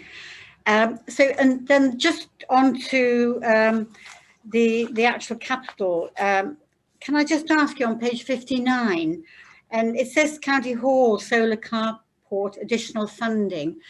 And I just wondered if the County Hall, the additional funding that's gone into this County Hall is quite enormous in a way. And I think it would be, to be transparent, Councillor Sanderson, which I think you and I want to be definitely, and I have been, is to actually, can we have a whole costing of all the funding that's been spent on County Hall since 2017? I just think it should be in the public domain, and it's just part of explaining why you've had to spend all the money you have spent, and just to move forward on that, because I think it needs underlining, because everybody's muttering about it again. So if you could do that, that would be very helpful. I'll just look forward to having a response with all the figures, please. Do you want me to? Yes, Chair. Yeah. So there's two issues there. The first one is around the solar carport, and this is an incredibly important initiative for us to be taking, and you will know all about the benefits that will accrue from this, given our very strong and ambitious stand to have an action plan around climate change. The extra costs are around well, I think you'll find it in the papers, but it's around the delivery of certain key parts of this scheme. And as far as the rest of the capital programme and budget is concerned, and any specific questions you've got, I know that Councillor Oliver is always pleased and happy to answer any of those. More than happy to do that anytime. Yeah, we'll ask for a bit of a breakdown of the expenditure to date against the original budget on the County Hall refurbishment programme, and I think the extra costs on the carport were covered in the cabinet paper. Yes, I mean, can I just go back to saying that actually overall it is about the whole budget, but we have got this issue about, which is being brought up with free school meals, about our deprived areas. And I'll bring this up later under another section, but I just think that we need to be more transparent about actually what we're doing in the budget to stop more and more funding going into something that maybe is not necessary, where we actually need to spend it in areas of deprivation. Anyway, I'll discuss that later under another. Thank you, Councillor Dale. Councillor Reid. You're on silent, Councillor Reid. Sorry, pressed the wrong button. It seems like a long time ago since this. It was what I'm after is a point of clarification, Chair. But it's so long ago, it may not be prudent now, but I'm going to say it anyway. It's just the conversation between Councillor Dunworth and Councillor Oliver. Councillor Oliver mentioned the Northumberland line. I was just wondering if he actually means the Ashington and Blyden line. I think it's call it what you will. It's the train line that runs from southeast Northumberland into Newcastle. You can call it the Ashington Blythe line. I'll call it the Northumberland line. But I think we'll all agree, hopefully, that it is a transformational project and it will do a lot for economic regeneration in the southeast corner of our county. A transformational project that stops in Bedlington and in Seaton Valley as well, Councillor Reid, thanks to this administration who's doing it in one phase. You can buy an awful lot of white elephants for £190 million. That's really all I need to say. The last council nearly proved that. Yeah. Thank you. Through the chair, everyone. Councillor Sanderson, you had your hand up. Yeah, do you mind it very much if I just come back to a sentence that came from Councillor Dale, which is about transparency around the budget, and it is extremely important to me that we make sure that all the consultation around the budget is as open and transparent as it can be. You will know that I've actually asked our communications department if we can actually have some form of a public question time on the budget. I'm not sure whether it is going to be possible, but I've asked for that, and we will be taking the budget to all the local area councils and doing our very best to explain the position that we're in because of COVID and our plans for managing what is a really, really difficult position. I think we're planning to do that on the 6th of January, Leader, and I'll give you a briefing on that tomorrow. Can I just ask you that I've done budgets before. I used to do the budgets. I used to set the budgets. I used to actually give briefings on budgets. And I think the main thing is to actually make it clear to people who actually local government budgets and finance is very, very difficult to understand because it's all based on pillars which have sort of fallen to pieces. But it's so important that you get a very clear message out and not a muddle. I used to listen to various people doing, I mean, you know, officers are very skilled in knowing how budgets work, but actually it's not that straightforward and it's not easy. And it's a very, very difficult thing to actually relate to the public. So what I don't want to do is have another ramble because people just don't understand it, and that doesn't help them any further. Thank you, Councillor Dale. I'll just remind members, can we please come through the chair just so we can keep some order. I'll move to Councillor Dunworth, and I think we'll then want to move progress on this. Councillor Dunworth. Thanks, Chair. I just wanted to point a clarification. Following on from Councillor Oliver's remarks about scrutiny, are we to take that the ban on members attending meetings of which they're not a member of that committee has now been lifted and we can actually attend them? I think this is a specific measure to deal with the joint scrutiny meeting that when we consider the budget, and it's always an exceptional meeting. I think we're just making it even more exceptional. Thank you, so the answer is no, because I would go back that if members were allowed to go to Cabinet, for instance, rather than just watch it and read the papers, we might have a fuller idea about some of the decisions that were made there. I don't think that would make any difference myself. But anyway, I will go to, can we approve those minutes? Do I have any dissent to those minutes? I do not see any dissent, so I will take that they are approved. And I go on to point 8, to receive and consider minutes from the following committees. Number 1, Corporate Services and Economic Growth. And the councillor presenting those is Councillor Bourne. Thank you, Chair. To move the minutes of the Corporate Services and Economic Growth Overview and Scrutiny Committee on the 12th of October, pages 61 to 68. Are they approved? Thank you. Any questions? Can't see any, so I move on to, I go on to page 69, Family and Children's Services, and I've got Councillor Swinburne. Thank you, Chair. I present the minutes of Family and Children's Services Overview and Scrutiny Committee for Thursday 17th of September and also Thursday 1st of October, starting on pages 69 and also page 77. Councillor Dale, do you have your hand up? You're on mute, Councillor Dale. To unmute when you ask me. Thank you. Can I just bring to your attention on number 92, COVID report, where there's a conversation further along. It's about the social... Can we wait till we get to page 92? Is that page 92 you're referring to? Well, it's on the page 79. Beg your pardon. Okay, point 92. Number 92. Right. Yeah, okay, page 78. I've got where you are. Thank you. It's actually on page 79, and it's the issue about where Councillor Daly's highlighted the IPPR report on child poverty and devolution. And earlier on, the leader was talking about Councillor Pattinson coming in and doing a working group on the implications of child poverty and deprivation, etc. Can I just remind members that, and some of you will remember, but we did a massive piece of work on the Marmot review in 2010. It was a very, very full review. We went around, we learned what poverty was, where poverty was. And also on top of that, there's a new review, which is for 2020.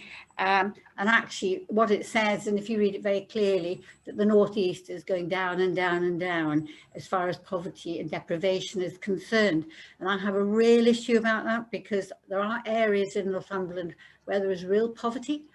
And I would like Councillor Patterson, when she's doing this work, to consider the Marmot report. There's other reports, but also have a conversation with the CAB. I'm very well aware of the work the CAB is doing, and it's doing a lot of work that the County Council would actually have to do if the CAB weren't there, and they are a voluntary organisation. But one of their big things, I think, if you speak to them, you'll find out what problems they're dealing with at the moment. And they're unseen, they're hidden away, and there are a lot of very, very difficult issues that they're having to try to manage, which actually, unfortunately, they can't, because the deprivation has gone so low. So can I just say, I find it terribly difficult to look at all these things. I think it's very, very sad. And I'm glad that Councillor Sanderson is understanding more about the difficulties in different parts of Northumberland.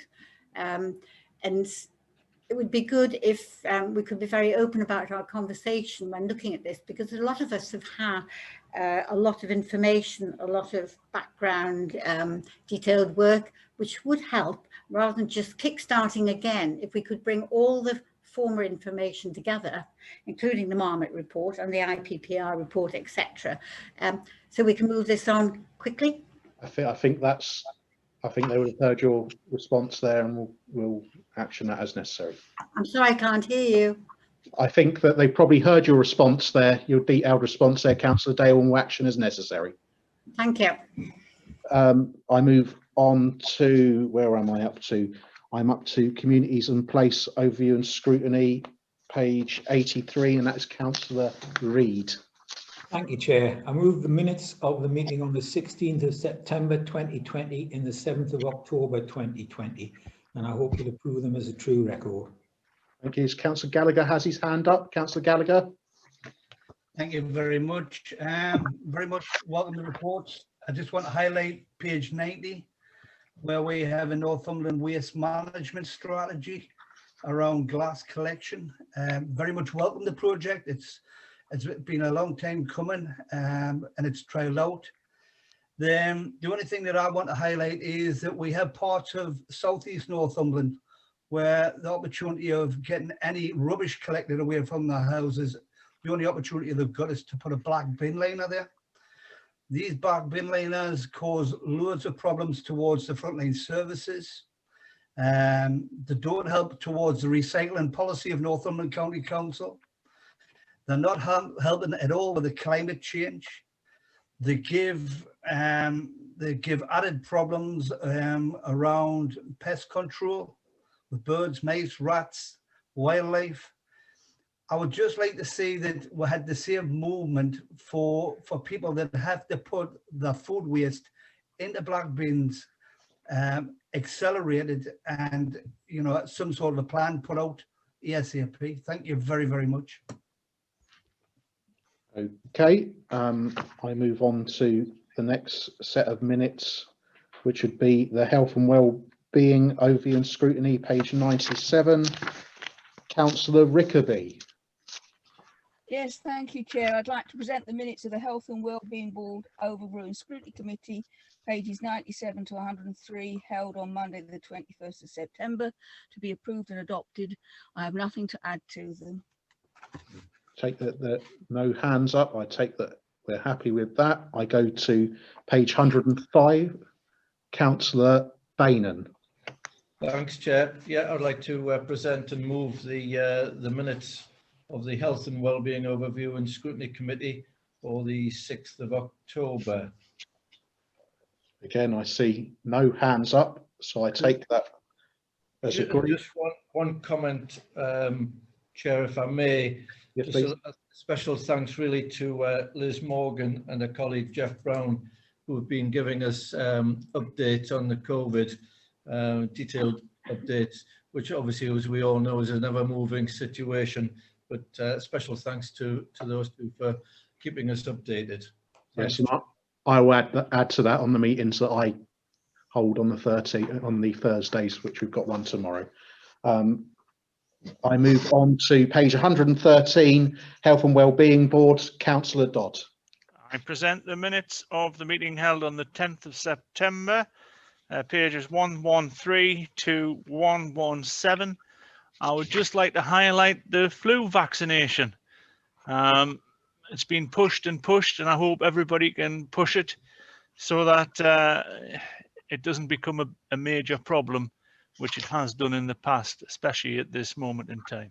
I move the minutes. Thank you, Chair. Thank you, Chair. I can't see anyone indicating there. So I will go to page 119, the Audit Committee, Councillor Hill. Thank you, Chair. I present the minutes of the Audit Committee, which was held on the 30th of September. These are set out page 119 to 130. And I'd just like to draw members' attention to page 20, where at the beginning of the meeting, I did reference the fact that sometimes there's a bit of confusion about what the role of the Audit Committee is. And I said, as set out at the top, that it's not the job of the Audit Committee to be the court or a judge and jury, or to deliberate over allegations which have been made over recent months, but it was the Audit Committee's role to have oversight and seek assurances around the framework of risk management and control, and assurances that proper processes were being followed. So I present those minutes. Is anyone indicating on that? I can't see anyone indicating, so we'll move those minutes. And I go to page 131, Pension Fund Panel, Councillor Watson. Thank you, Chair. I'd like to present these minutes from the 29th of June. And if you would bear with me, I would just like to read out a section of it at the very end. As it was currently expected, this would be the last meeting of the Pension Fund Panel. The Chair expressed his appreciation by officers to the panel and board. I just want to emphasise that, because we've had a wonderful pension panel and board for many years. We are in an excellent situation at the moment. They have worked extremely hard to get us into the Tyne and Wear Fund. In many cases, losing their own positions because of it, because it was the right thing to do. It's been totally cross-party. We've always agreed with it. I'm sad to see that it's gone in some ways, but pleased in that it's the best thing that could happen for our pensioners. And I'll continue on the Tyne and Wear board to try and maintain the high standards that we've had in the past. Thank you to all concerned. Thank you, Councillor Watson. I don't see anyone indicating. Mr. Chair, can I just say something? Sorry, can I put my finger I thought I might get you here, but yes. Mr. Chair,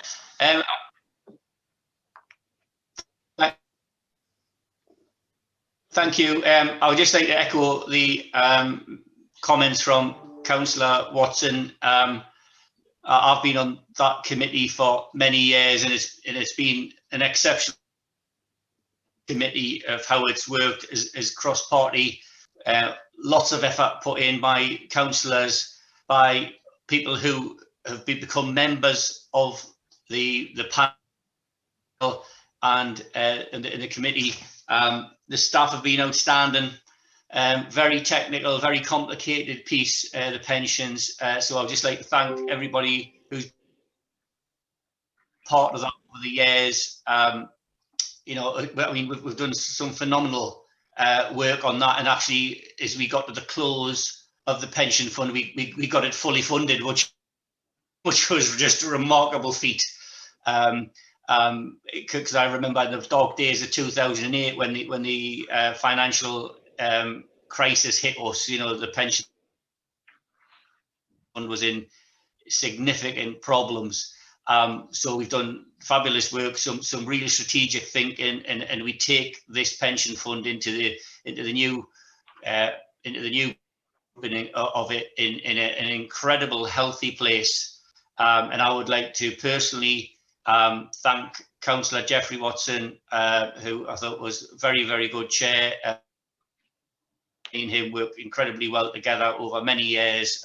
You know, we didn't always agree on everything, but if we did had the odd disagreement, it was done in very well. You know, we agreed things, we disagreed the odd thing, very, very rarely, but very positive. And I just wish all the council could work in such a favourable fashion. So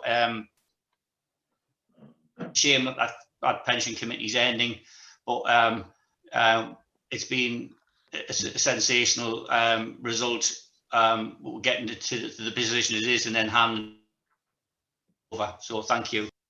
Thank you, Councillor Kennedy. We just about heard you through technical issues there, but I think we got the gist. Councillor Dale, you have your hand up. Yes, can I just say thank you very much too, because I know, as Councillor Kennedy said, in 2008 I came onto the pension committee board fund panel at the same time as Councillor Kennedy, and 2008 was difficult, and I think Councillor Watson was there as well. But I think what I would like to say is a big thank you, because it has, you know, it has changed over the years.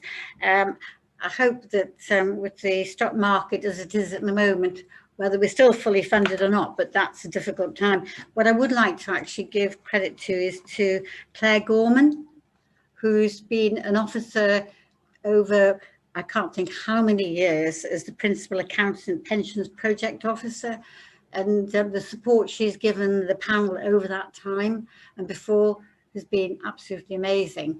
And I think that the staff who've worked in fact with Alan Culling and various other people who've been there over a long period of time, they should be recognised for all their input on behalf of the council officers themselves. So I would like to say thank you to them too. Thank you, Councillor Dale. I'll move on to item 9, report of the Executive Director of Finance, approval of the Council Tax Support Scheme for 21-22. I pass over to Councillor Oliver. Thank you, Chair. I'm going to keep this fairly brief because we aren't proposing to make any changes from the existing scheme, and obviously I think you've had. We didn't include the whole details of the scheme because it's an absolutely enormous document and it's the same as it was last year. But basically the proposal is that the scheme that we've had in place for the financial year 2019 to 2020 remains in place. 2020 to 21, the year that we're in now, remains in place for 21 to 22. So we're basically planning to roll forward the scheme as it is at the moment. This year, obviously, there have been exceptional circumstances. We've had the £3.4 million that I referred to earlier from government, and I think we've used about £2.3 million of that to reduce the council tax bills by up to £150, or the total amount payable by those on local council tax support. So if you pay less than £150, then the bill was wiped out. If you pay more than £150, then you got a £150 relief. So the proposal is to leave it at the same. We'll use whatever money remains at the end of the year from that scheme to run something similar in April.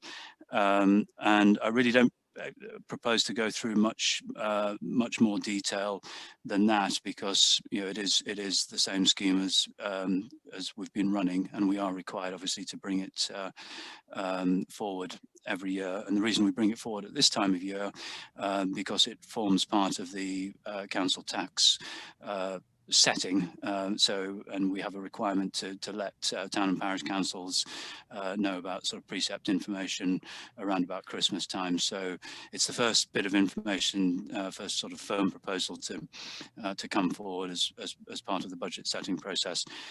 So I'll leave it there, and I'll try my best to answer any questions, and I think there are officers on hand to help if anybody has any questions. Councillor Grimshaw. Thank you, Chair. Well, as everyone may know, that I think this is an absolutely disgraceful tax on the most impoverished people that we represent in the southeast of Northumberland, and we're hearing of more and more cases every day, and I, for one, cannot support this scheme. The fact is, we are seeing poverty, not only with children, but adults, etc. People are really desperate. They're losing their jobs.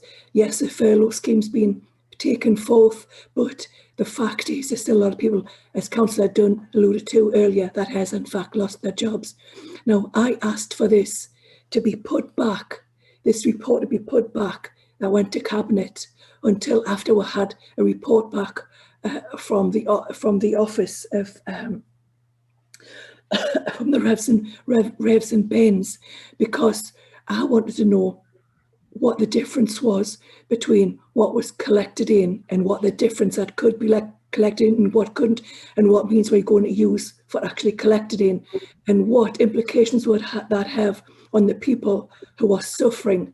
Now, I asked to be put it back until December until we had some clarification from the Revs and Bens to see what financial situation we're in, and I couldn't see any reason why it had to be rushed through with Cabinet. So again, I cannot support this because I think it's an absolute disgrace. Whether or not you're trying to fudge over the fact we're getting more money.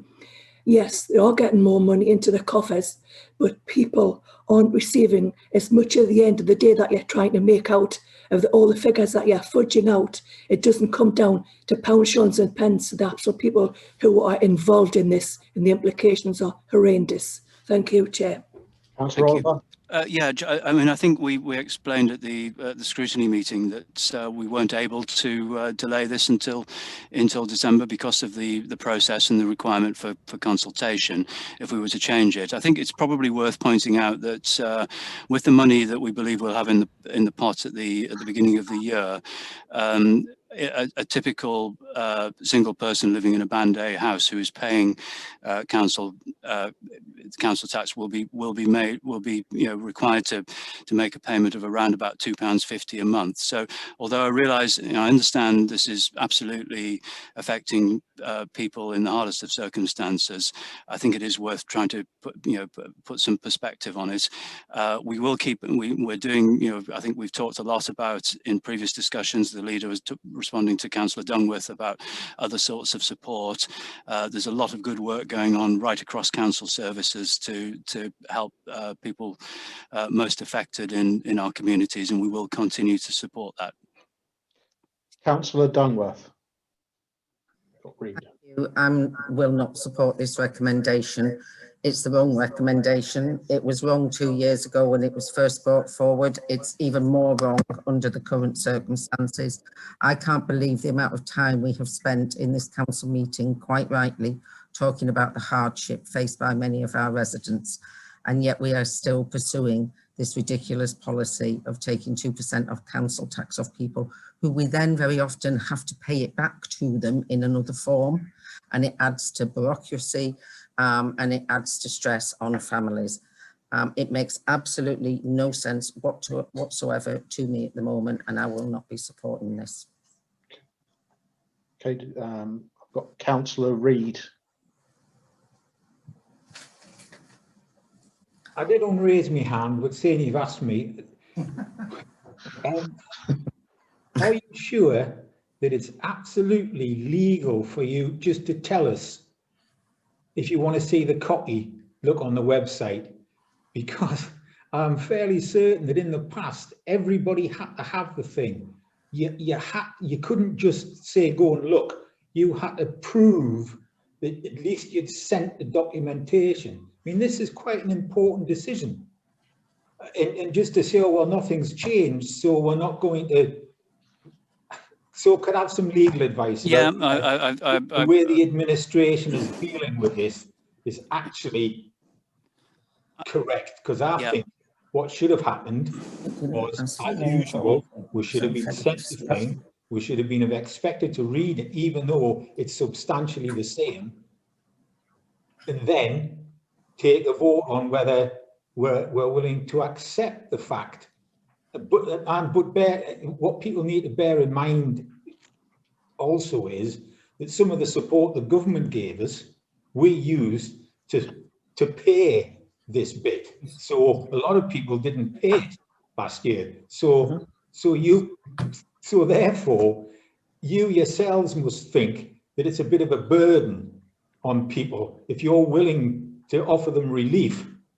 So it's just a bit crazy. But could I have some legal advice about whether it's legal for us to make a decision today without actually having physically seen the policy?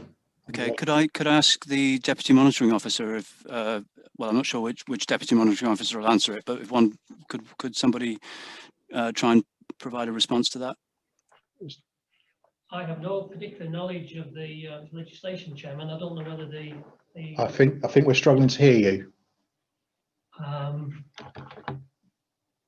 Shall I turn this on mute? Knowledge of the legislation, Chairman. I don't know whether the Revenue and Benefits Manager would be able to assist.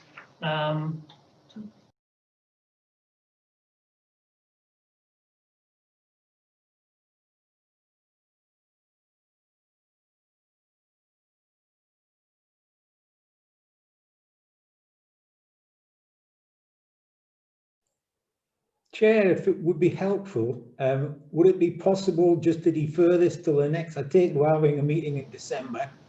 We could get some clarification, and if we do indeed have to have a copy, it could be sent out, and then we could have this argument again in December. Well, I was just conferring with officers when you piped in there, Councillor Reid. From what I understand, there was an encouragement to go and have a look at these paper copies. The link was clearly displayed. I'm sure you could have got in touch with officers here. You could have probably got in touch with me or anyone to get those printed out where we needed to get those printed out. I'm looking for any further legal advice to check we're okay on that. I think that, can I come in on the other question around delaying it? I don't believe we can. I mean, Alison might be able to offer us some advice on this, but I don't believe we can defer it until the next meeting because I don't think any decision other than to continue the scheme as it is, we wouldn't be able to do the necessary consultation in time to achieve the budget deadline in February. Could somebody just confirm that for me? I have Helen Lancaster wishes to speak. Chair, I would simply say that obviously it does form part of the agenda. There's clear a link from the agenda and from the actual paper itself. I wouldn't necessarily see a problem with that. Okay, I don't know if anyone heard that, but Ken Lancaster said we wouldn't necessarily see a problem with that. So I'm content that we move forward and this is legal. I will give Councillor Reid the assurance that in future we will send it out by email as an attachment so that people can more easily open it and don't have to.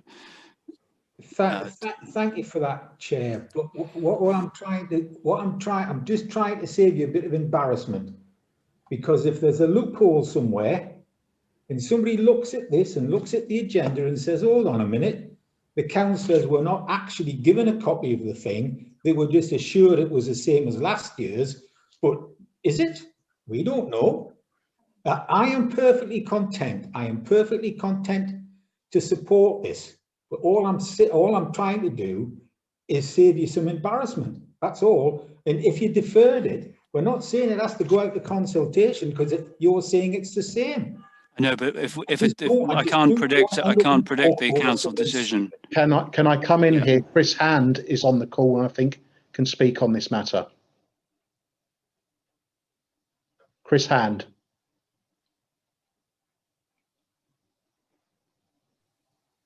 Sorry, Chair, just trying to unmute.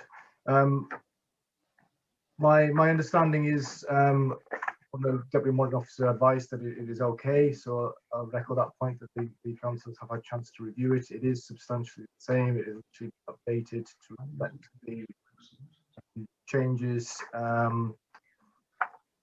data-wise, and that is it. I was just, as you were speaking, just checking the agenda for last time. It was provided as a copy in the last financial year, so I didn't see that. But my understanding is it should be okay for the councillors to approve. I'm taking that legal advice and moving on. The next question is from Councillor Dickinson. Thank you, Chair. A bit like Councillor Reid, I'm not terribly comfortable with the way Councillor Oliver's handled this. I think there needs to be far more information readily available to members. It does include information in the report that's new this year because it references COVID and various different things, and we can't just be given a report that impacts, and you know, the caseload of this is nearly 28,000 residents in Northumberland that this report relates to. So I think we need to be really careful when making decisions like this without the full, comfortable procedures that we've followed previously. I think the Labour group have been consistent on this, and of course, given the references all agenda which relates to families in poverty, people losing jobs, protection for businesses, etc., etc., that, you know, when we've raised this previously, those people were already in hardship. We're now talking about a larger proportion of people. We are being told very little about it other than it's practically the same. We've got members who aren't comfortable about the arrangements in which it's been presented or the information has been made available to members. So in that respect, and given the experience of Councillor Reid and others who've raised issues, I'd certainly be asking for a named vote on this today to make sure that we're clear on who pushed it forward. Thank you, Chair. Okay, could I come back on that, Chair? A couple of points. So I think the first point to make is that the information provided is not substantially different. It's provided in a different format, so it's a link as opposed to printing out the whole document and posting it to people. And we are trying to do our bit for the environment, and that link was available for anybody to that wanted to review it to go and take a look. The paper in its format is very similar. That is in the papers, and that's very similar to the paper last year. And I think to the wider point around the Labour support, I just remind people that had there been a Labour administration elected in 2017, there was a plan to actually reduce the level of support to an extent of 5 times what we did back in 2018. We've already established multiple times. Excuse me, can I? It is true. I have the figure in front of me. I mean, I've got the report in front of me, the actual spreadsheet on which it's listed, and it was dated the 17th of March 2017. Previous occasions, I've offered anybody that wants to come and see it the opportunity to do that. Nobody has yet taken me up on it. It was there. It was 2017. You were going to begin consultation. There was a cabinet paper going to cabinet in May 2017 had you won the election. Yeah, and then it was going into public consultation in June. Deflect from the errors. Councillor Dickinson, can you please speak through the chair? Well, if you gain some control over the cabinet member that's talking. Excuse me, Councillor Dickinson, can you please speak through the chair? Through much of that answer, you were speaking over Councillor Oliver. We are all trying to work our best on Zoom. Can you please have that respect for the meeting that you speak through the chair? Thank you. Councillor Hill. Thank you. A few points have come up since I put my hand up. I think, to be fair, I mean, it does say if any member requires a paper copy, please contact Democratic Services, and there is a link there. So I don't think there's any, as I think it's been established, legal issue. I think it's also right to point out it is a difficult, very difficult situation, as Councillor Dale. I wouldn't be happy putting together a budget because things for all sorts of reasons are very tight. I think it'd be fair to point out that other council tax support schemes are less generous in all, well, I was going to say all political colours. I don't know if there's such a thing as a Liberal Democrat council these days, but other councils have less generous support scheme. However, having said that, I've constantly voted against this because even though money's tight for the council, it really does make a difference. You know, people often say, oh, it's just a few pounds a week and, you know, make them contribute, but really a few pounds for some people as meals, and it does make a huge difference. And I really can't support this, and I really would, and particularly in these difficult times, urge people to make sure that we really are protecting our most vulnerable residents. Councillor Carty. It's just a quick one, right? If we have to access something online, obviously the council actually know I need my stuff on pink papers anyway, and they know that I would normally get a hard copy sent out on pink papers, just for my disability. And I just want people to be aware that not everybody can access and read things online. It's quite, I can read, I'm not thick, but it's quite difficult if it's not in the correct colour format for me. So that wasn't particularly helpful. Thank you. Noted, Councillor Carty. Councillor Robinson. As been said, these are exceptional circumstances and still throw up exceptional decisions. This may be one of them. Councillor, I said, Councillor Robinson, we're having difficulties with your internet connection. I'm going to go to the next question, and if you're better when we get to you after them, okay, we'll ask a question then. Councillor Dale. Thank you very much. I'm sorry, I find it very difficult because I couldn't actually hear the legal advice that we were given, or in fact Chris Hand's, and I just think that we have to be very careful on agreeing something that actually we don't actually understand the validation about it, etc., etc. Whether it's right to defer it or have a vote and turn it down, I don't know. I'm an independent, but I do feel that we need to have an honest discussion about this. Yeah, Councillor Dale, what I'll do is I'll ask Councillor Hand to read that legal advice at the end of this debate, so you know that. Can you make it, can I just say to you, some people are coming over, it's very difficult tonight for some reason. Some people are coming over very unclear. I couldn't hear Councillor Robinson at all. So no, we understand. Could you ask Mr. Hands, Chris Hands, to speak slowly so there's no echo? I'm sure he will do his very best with the technology we've got. Councillor Grimshaw. Thank you, Chair. May I first of all just put Councillor Oliver in the picture again, because, you know, I wish he would wind his neck in about the fact that we were going to... Order, Chair. Councillor Grimshaw's already spoken on this. Well, no, I'm leading to my question, Councillor Bone, and thank you for rudely interrupting. I do appreciate that.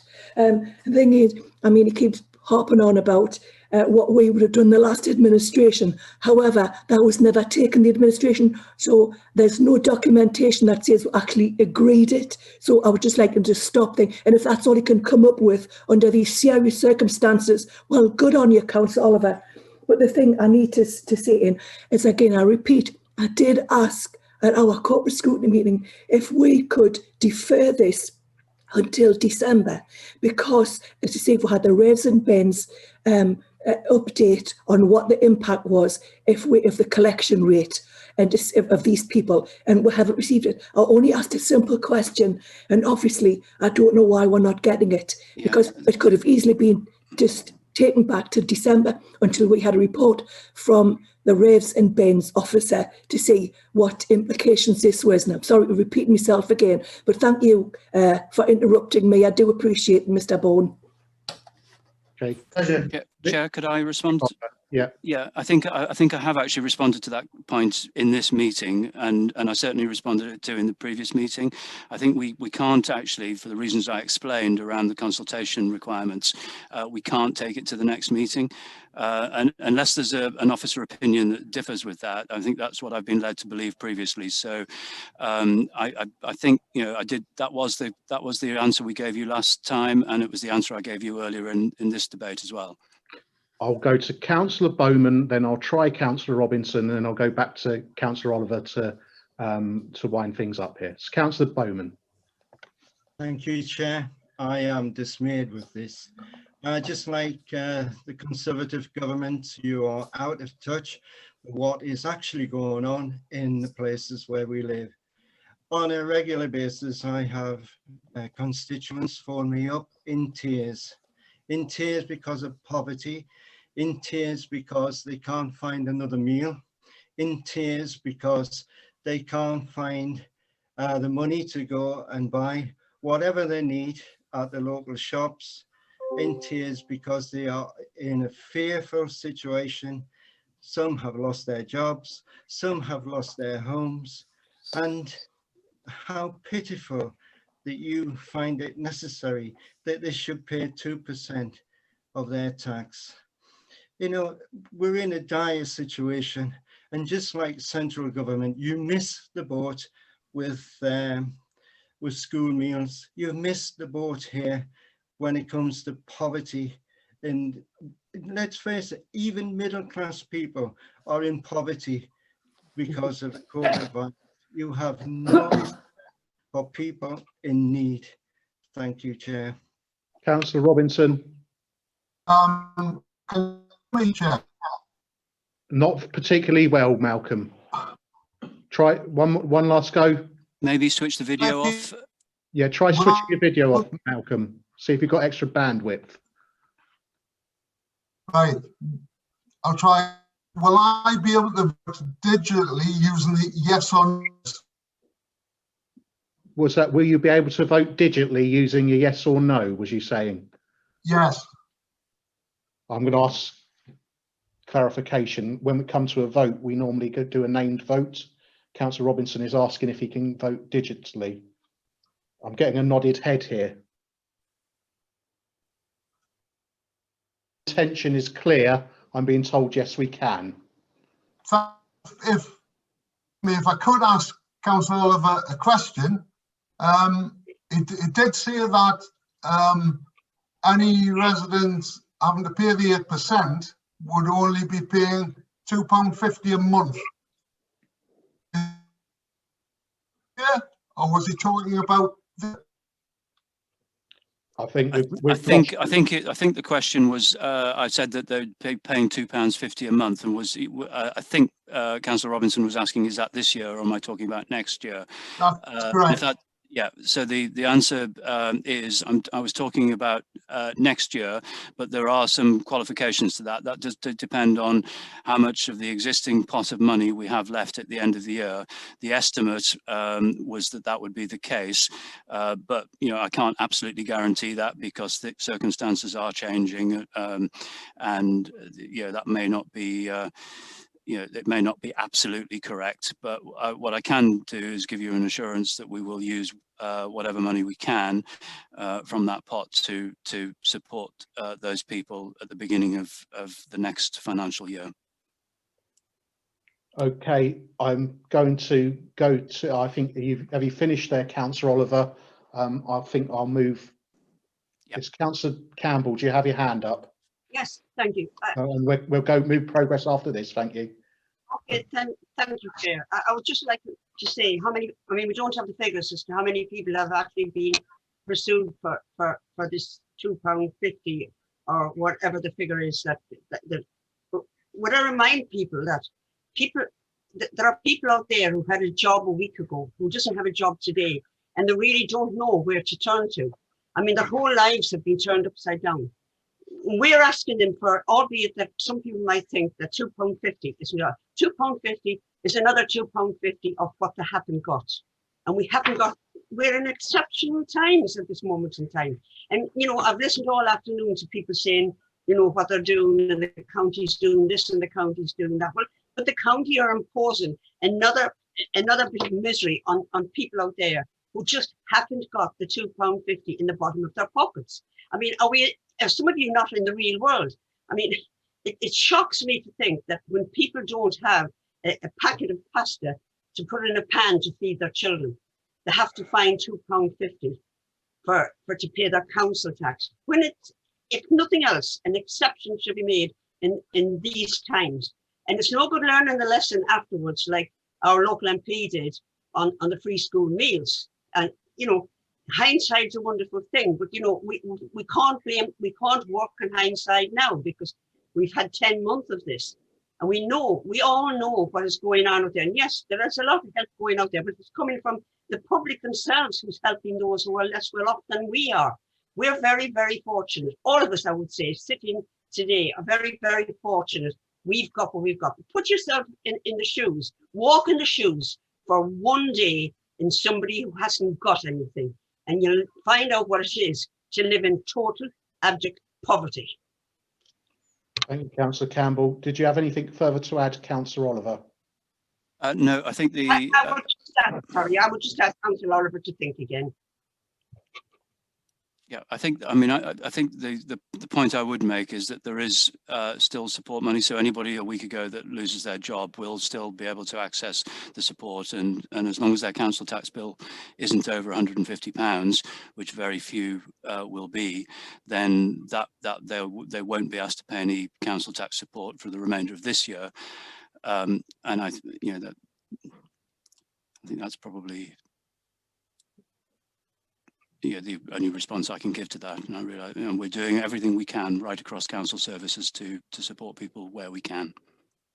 Okay, and now I think there was an indication that there was a desire for a named vote. Do I need to get a fifth of members? A fifth of members. So could a fifth of members, if you indicate you want a named vote, indicate that that's what you're after? I'm sorry, I did ask that you said you Mr. did. Hams, sorry, you did agree that Mr. Hams would speak before we voted? You did, Councillor Dale. Thank you for reminding me. I will get him once we've got those hands. Can I see if we've got enough of those? Physically,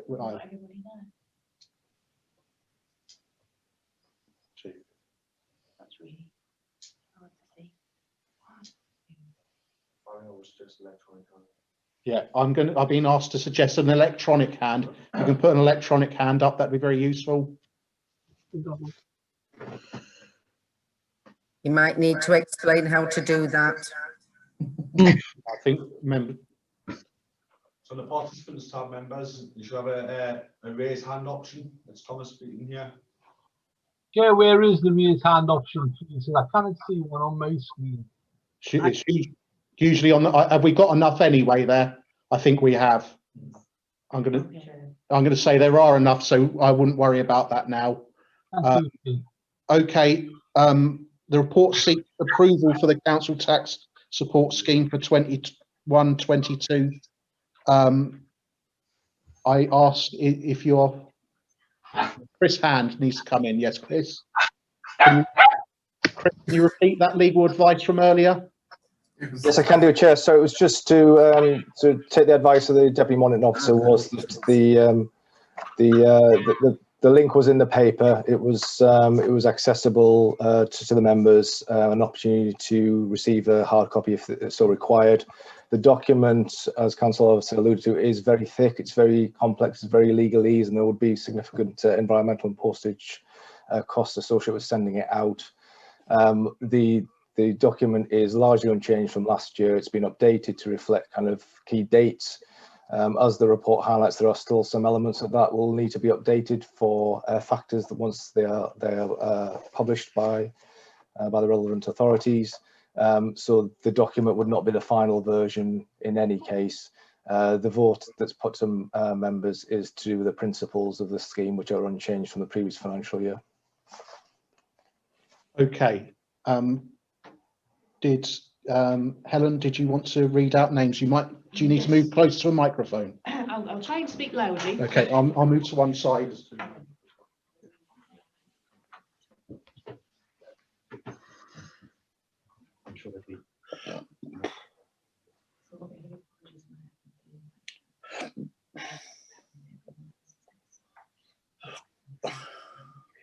Okay. Thank you, Chair. Can everyone hear that? So in accordance with the usual course of events for named votes, if I read out each member's name and if they would care to say whether they approve, whether they wish to approve the recommendations, reject or abstain. So first of all, I have Councillor Armstrong. For. Councillor Bourne. For. Councillor Bainan. For. Councillor Bowman. Against. Councillor Bridget. Councillor Bridget? Gone. See there? Appears to have gone. Come back to Councillor Bridget. Councillor Campbell? Against. Councillor Carty? Against. Councillor Castle? For. Councillor Sedgwick? For. Councillor Clark? Councillor Clark?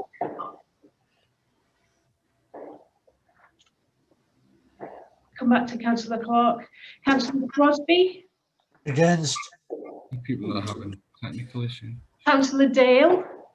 Against. Councillor Daly? For. Councillor Davey? For. Definitely. Against. Councillor Dickinson? Against. Excuse me, you've missed me out. Sorry. Yeah. Oh, sorry. Councillor Davey? Councillor Susan Davey against. Okay. Councillor Dodd? For. Councillor Dunbar? For. Councillor Dunworth? Against. Councillor Dunn? Against. What did we vote? Councillor Fluck? For. Councillor Foster? Against. Councillor Gallagher? Against. Councillor Gibson? For. Councillor Gobin? Against. Councillor Grimshaw? Against. Councillor Heppel? Against. Councillor Hill? Against. Councillor Homer? For. Councillor Horncastle? For. Councillor Hutchinson? For. Councillor Jones? For. Councillor Kennedy? Councillor Kennedy? No. Councillor Jackson? For. Oh, he's in there? Yeah, Okay. He wasn't there earlier on. You said four? Yeah, Councillor Jackson's there, said for. Okay. Councillor Lang? Against. Councillor Laurie? For. Councillor Murray? For. Councillor Nisbet? Against. Councillor Oliver? For. Councillor Parry? Against. Councillor Pattison? Councillor Pattison? No. Councillor Patterson? Sorry, I was on mute. Sorry. For. Councillor Purvis? Against. Councillor Reid? For. Councillor Rena Thompson? For.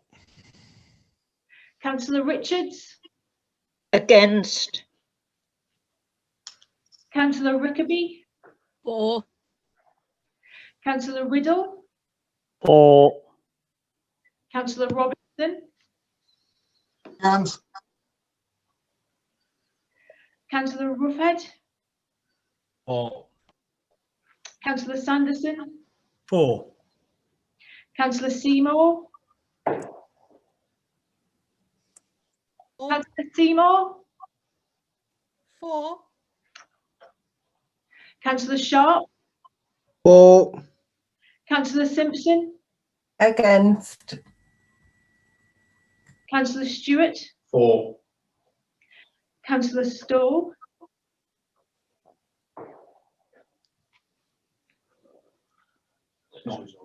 He's not here. Oh, he's not here. Okay. Councillor Swinburne? For. Councillor Swithenbank. Against. Councillor Ford. For. Councillor Towns. For.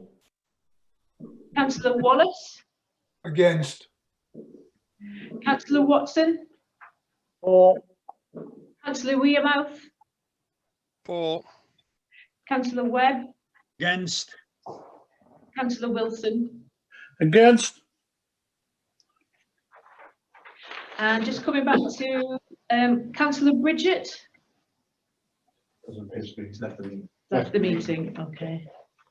And Councillor Clark. Councillor Clark's still in the meeting. Councillor Terry Clark. Councillor Clark He's has indicating that he can't speak by the looks of. Councillor Clark has indicated his vote on the electronic. No, he's indicated against, I think. Can you do a thumb up down? Can we see screen? Put a cross up. Is that cross to indicate? Can we? Against, is that? Can we see face? I think I know what's coming, but I just like to make sure we're correct. There's an X against it. There's no. Is his screen on mine? He's got his thumbs up now when you said that. Okay, fine. We'll go that he's voted against. I think that was clear in 10. Right, okay.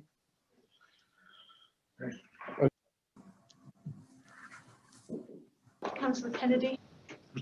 Councillor Derek Kennedy, were you still there?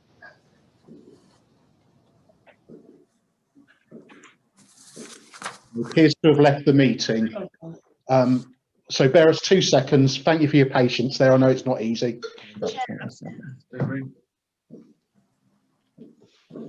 Fine. Yeah.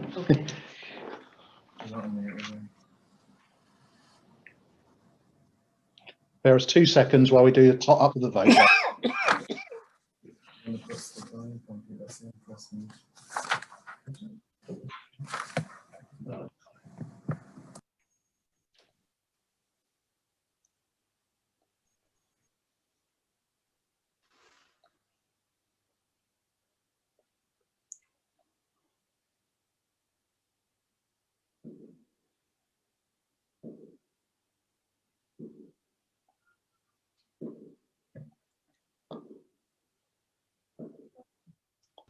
So it's 4 was 34.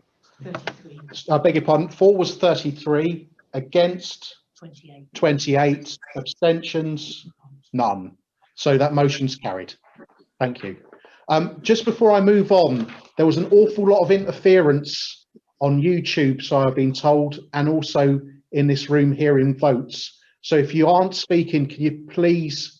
Can I urge you to turn your microphones off onto silent and remember to do that? Okay, I'll move on to the next item of the agenda. Item 10.1, designation of Northumberland County Council's Audit Committee as a group audit committee. And I pass over to Councillor Oliver. Thank you, Chair. I'll keep this brief because I think it's fairly straightforward, and I think it hopefully will have a lot of support. I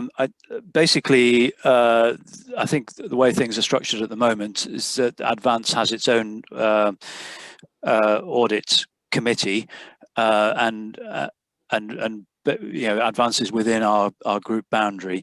What this report is proposing is to bring Advance and I think any other subsidiaries within the scope of the council's audit committee, and it basically, so the recommendations are that the group audit committee should be designated to maintain oversight of governance matters across all entities within the accounting group boundary, and that role would be discharged by the council's audit committee, and that the audit committee is therefore designated as the group audit committee, and then agree the terms of reference at Appendix A. So I think in principle this is really around making sure that the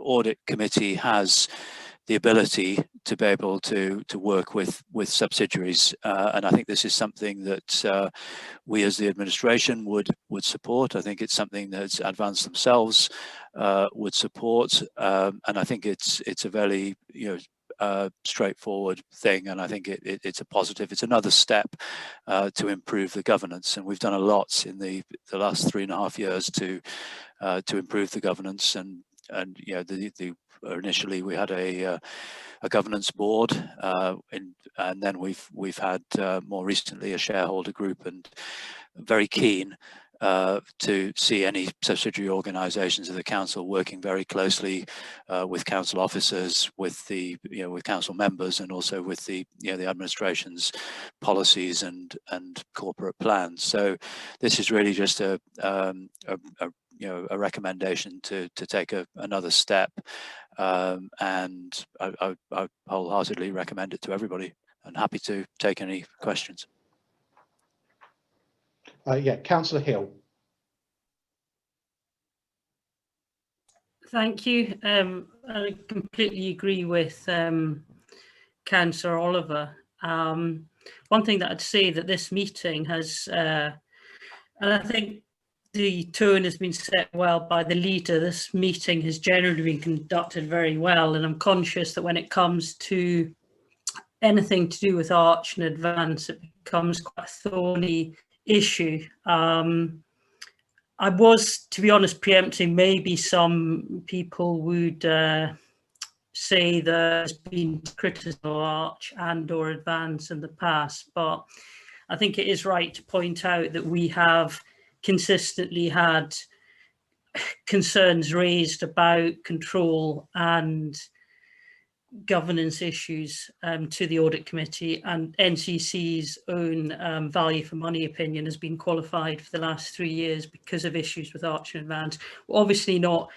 debating those now. It does seem to be a national problem with these arm's length regeneration companies, but I think, as Councillor Oliver says, this is definitely the way forward as recommended by our new external auditors, Mazars, and I hope everyone will support it. Okay, thank you. Councillor Reid.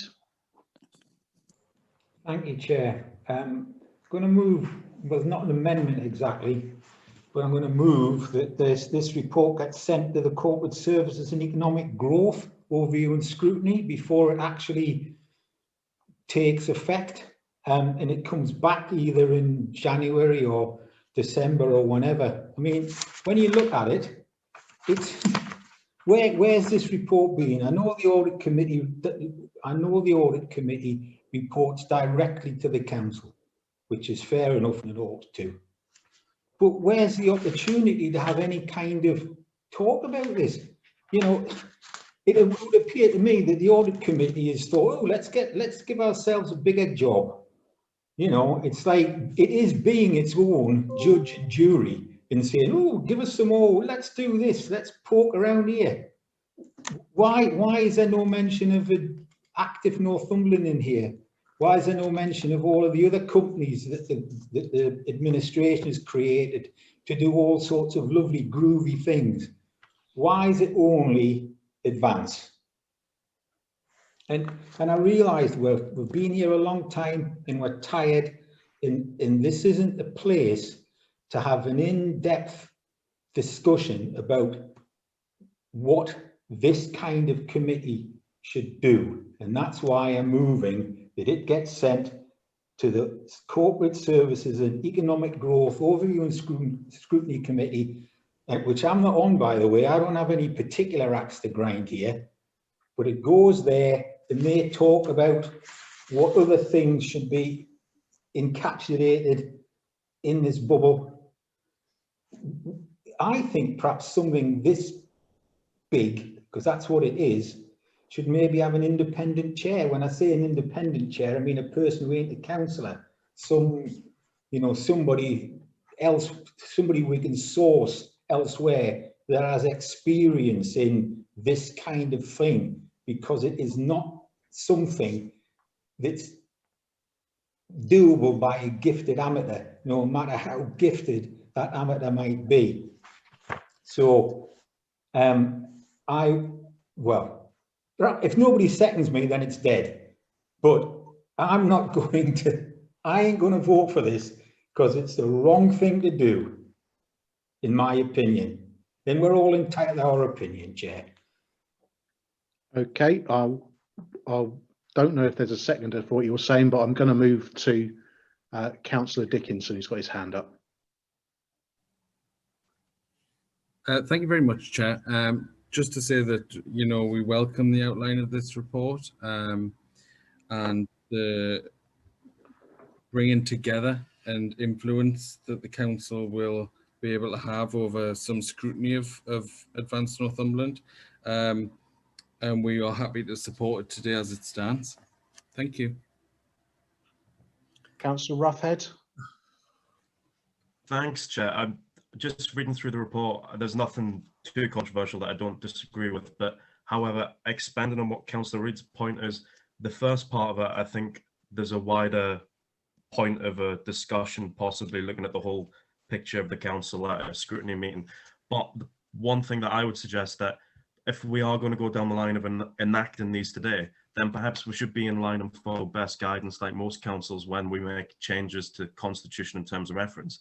That I believe that officers have done a good job in the proposed wording. However, just for checks and balances and extra assurances for us as a council that the wording is as it is, that the proposed wording before it is fully enacted becomes like the rules of the council is checked with a monitoring officer of another authority who hasn't been involved with authoring the report. That tends to be best practice. If you look at some constitutions of similar councils in size, actually explain that as a protocol for any amendments to constitutions, just get an extra pair of eyes to look over it. Councillor Swinburne. Thank you, Chair. If I could just provide a little bit of more information, maybe to Councillor Reid. This wasn't done in relation to a gifted amateur.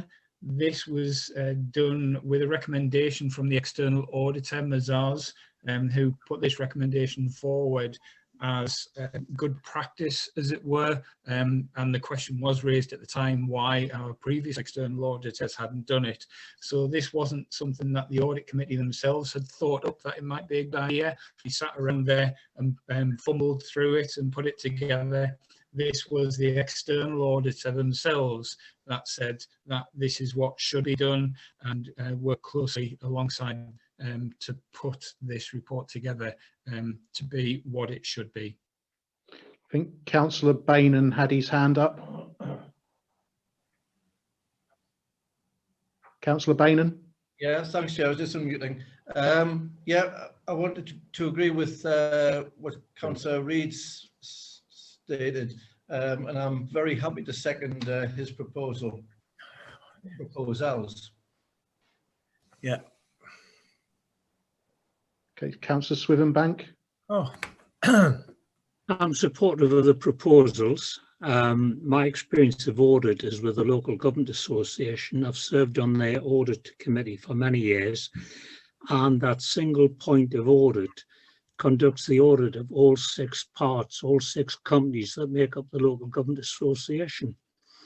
And if you want consistency and using a single point of audit for everything, where you can get people with a degree of expertise and experience to apply audit rules consistently across the piece, is far, far better than a fragmented system, which is what we've had. I think this is a move in the right direction. Okay, I'm going to go back to Councillor Sanderson. You have your hand up. Thanks very much. It's interesting, actually, that Councillor Reid has raised the question of an independent chair, not an independent member chair.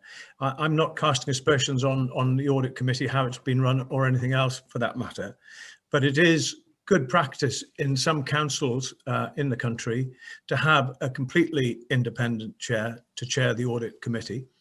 And actually, I did ask Liam Henry 6-7 weeks ago to start looking at that as being a road that we might look to go down. Secondly, I'm a great believer in scrutiny, and if the chair of that scrutiny committee and if enough members feel that it would benefit by being looked at by scrutiny, I don't know that it would necessarily cause any problems by a short delay. So I personally feel that a free vote, perhaps on this, if you wanted to have a vote on it, might be an idea just to give those extra eyes a chance to look at this in detail. Thank you. Okay, I've got a proposal and a seconder. I don't know whether it might be opportune to move to that vote now.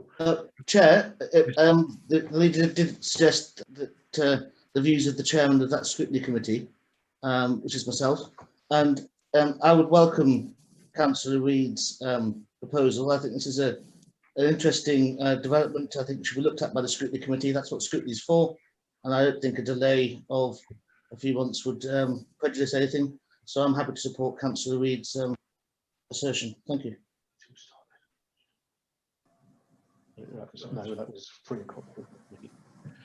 Chair, could I just? Yeah. Yes, you come. Yes, Councillor Oliver. Thank you. Can I just pick up on a couple of points? Councillor Hill quite rightly pointed out that our accounts have been qualified in the past, but I don't believe they were qualified last year because of anything to do with Advance or indeed Arch. But I think the wider point, I mean, I think I do support these proposals in general, but I'm also, I don't want to be objecting to any scrutiny. So if that were to, if the proposals were to go to scrutiny, I'd be more than happy as the portfolio holder to attend a scrutiny committee and speak about the proposals that we've got here before us today. Okay, I've got Councillor Dunworth. Thank you. I wasn't going to speak on this item, but I'm really concerned about the discussions issued from what I see as a very straightforward report about due diligence for this council. I'm concerned about the issue of it going to scrutiny because the purpose and the makeup of scrutiny committees doesn't go to other scrutiny committees to be agreed. The whole point of audit is that it is separate. I also do not see where the great push is suddenly coming from for an independent chair of audit, as that has been resisted by this administration, I know, in the past. So why it is suddenly an issue? Because as somebody who's been in the administration and in the opposition, I can say both chairs of scrutiny have been absolutely independent. And I think there's, again, political interference going on here. And I am really concerned because I thought we'd moved on from this. Can I just ask a question, Chair, if I may? I don't think Councillor Reid was suggesting an amendment to the proposals in front of us to have an independent chair of the audit committee. I think he was just flagging up that some councils do that. And so unless I'm mistaken, I think we should just get some clarity from Councillor Reid about that, because I think what he's suggesting is that this goes to scrutiny to scrutinise the proposals as they currently stand. And I think it's probably also worth pointing out, I believe I'm right in saying that the audit committee is technically not a scrutiny committee, it's an audit committee. So it wouldn't be a scrutiny committee scrutinising another scrutiny committee. I'm sorry, I'm going to come back in just as other members are now doing in this meeting without putting my hand up.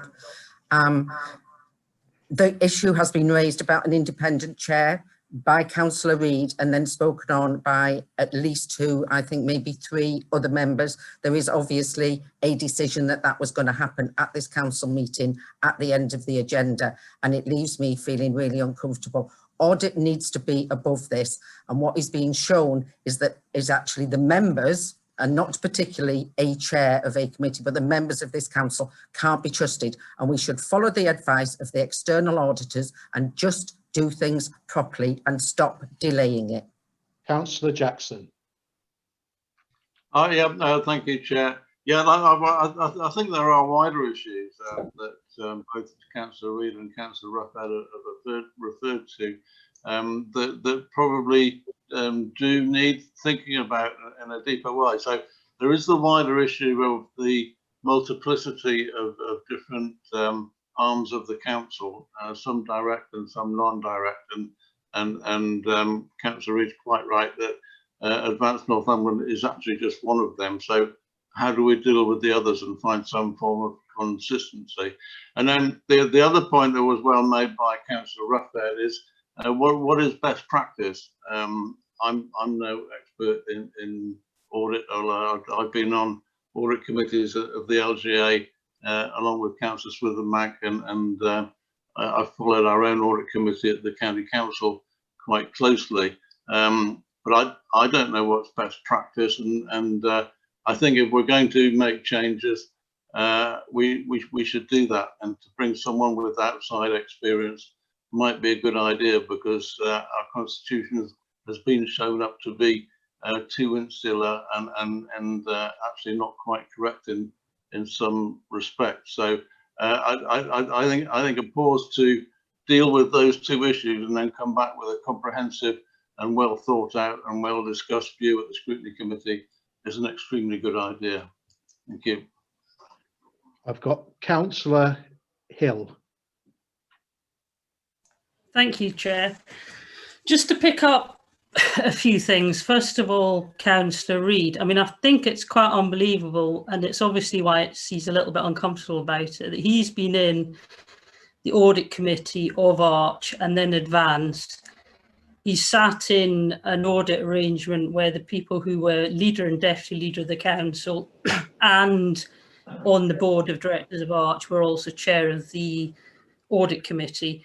Councillor Oliver's quite wrong. We did have a qualified value for money opinion for the last 3 years because to do with Arch and Advance. And I think, to be perfectly honest, and I spoke too soon about the tone of the meeting, it's very obvious what's going on here. You talk about amateurs and so on. The officers are the expertise, we're politicians. It is very obvious, and we could just pick the names of the people coming in. This is all about the vote on the 3rd of September. This is all about the steps that I've had to take to stop nobbling of processes as chair of the Audit Committee. This is to go back to Councillor Benyon's point at the beginning about victimisation of whistleblowers. I had to provide evidence of a colleague of yours in the administration who tried to nobble due process, and it's all about revenge, petty point scoring. It really is rather pathetic. It is the whole group entities that is the recommendation from Mazars.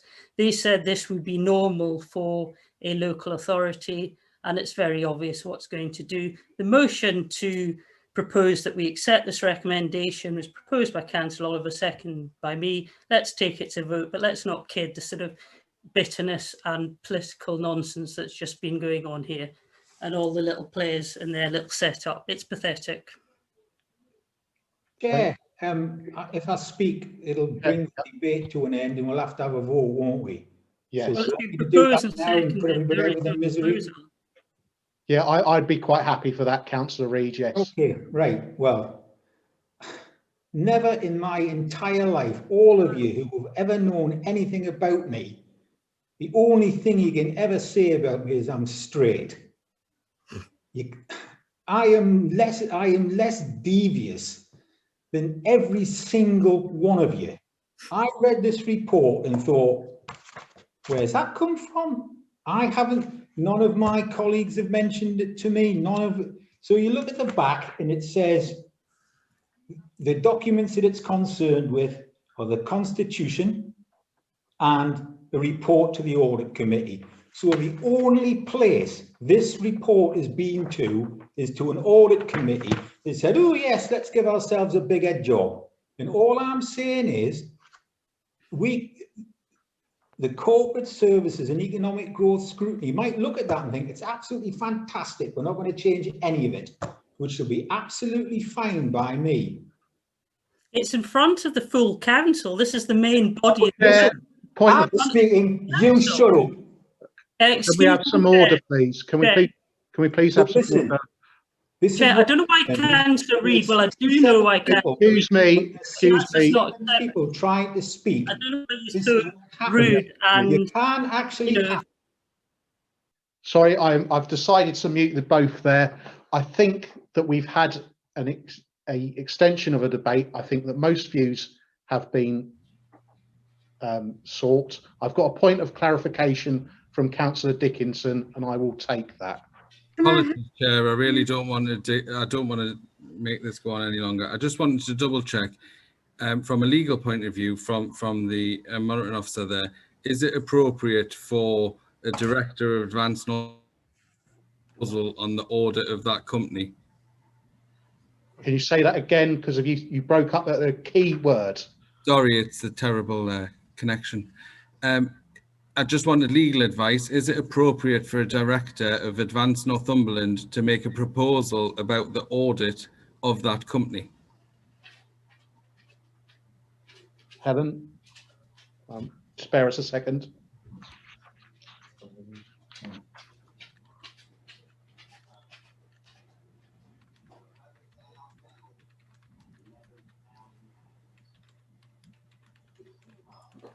I've been told by Helen Lancaster that they think it's okay. That's legal advice I've been given. Councillor Dale, I might have made a mistake. I think you have. That you had, hand was up beforehand and it's up again. So I'll let you address this and then I want to move progress. Thank you. Can I just say thank you for hearing me, because I have had my hand up for a long time. I just wanted to mention one or two things. First of all, about the consolidated accounts. You've got to be very careful, and I probably agree with Councillor Reid. It's the understanding about how the accounts are put together. But for instance, somebody mentioned about putting other accounts in. Why haven't we got Active in? Active is a charity. It's a separate entity altogether. But I do agree that there has to be, what I would like the audit committee, or not the audit committee, the scrutiny committee to look at, is the actual relationship between the cabinet and the audit committee, which I think is quite important. And that could be actually also within all the other groups which come into the consolidated accounts. So everybody understands the process between the actual decision making and those who are actually looking at it, that see that those processes, proper processes, are used when the decisions are taken. And I think that needs to be looked at more carefully. I'll say other things which I have thoughts about, but at the present time, I'll support Councillor Reid, because I do think we need to have a look at this more closely, but maybe everybody will have a better understanding about how the accounts work and how the governance works around the accounts. I've got Councillor Oliver with his hand up. Sorry, just a point of clarification as well, really. I mean, I'm obviously the portfolio holder named on this report, and I wouldn't have let this report come forward if I didn't support the concept of widening the scope to include subsidiaries. But I also wouldn't want to be seen to be blocking scrutiny. So sort of 2 points of clarification. First of all, is it okay for the scrutiny committee to scrutinise this decision to enlarge the scope of the audit committee? And secondly, the other point is that I don't want to, we're in the middle of our group audit, and I think Advance are probably in the middle of their audit, and as Councillor Dale's pointed out, the accounts get rolled up into a consolidated group. Can I just ask possibly Chris, whether is this likely to cause any problems? I think we probably have a scrutiny meeting coming fairly shortly, but can anybody anticipate any issues with this? No, Councillor, I don't think the delay would affect the ongoing audit. It would just be an enhancement to the group audit committee arrangements. Thank you. Can I just make a point of clarification, please? Well, I'm going to take Councillor Castle because he's got his electronic hand up. Okay, I've had my hand up from the start of this debate. Yes, I've got me too, but I forgot to put my electronic hand up, so I accept that point.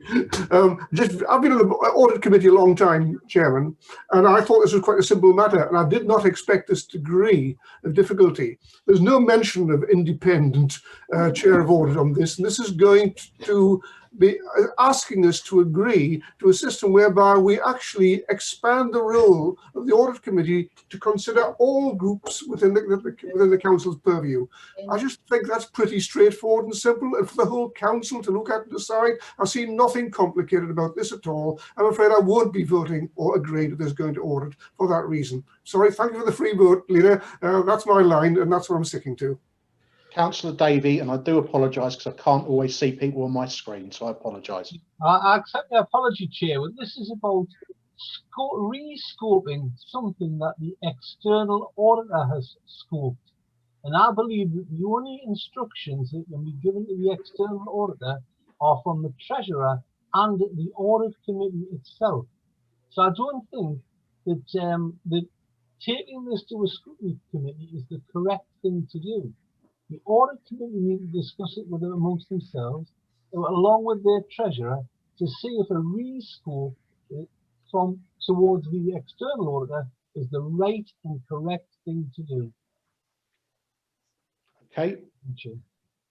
Now, I think we've had a lot of debate on this. I think we've heard most views on this. I think. Sorry, Chair, I asked for a point of clarification. Yes, Councillor Dunworth. Yeah, it was stated that it could go to scrutiny quickly, but this is a decision of council. So it would have to come back to a council meeting with any recommendations from scrutiny. When's our next council meeting? Next council meeting is scheduled in January. Right, so there would be a significant delay to a straightforward recommendation. Thank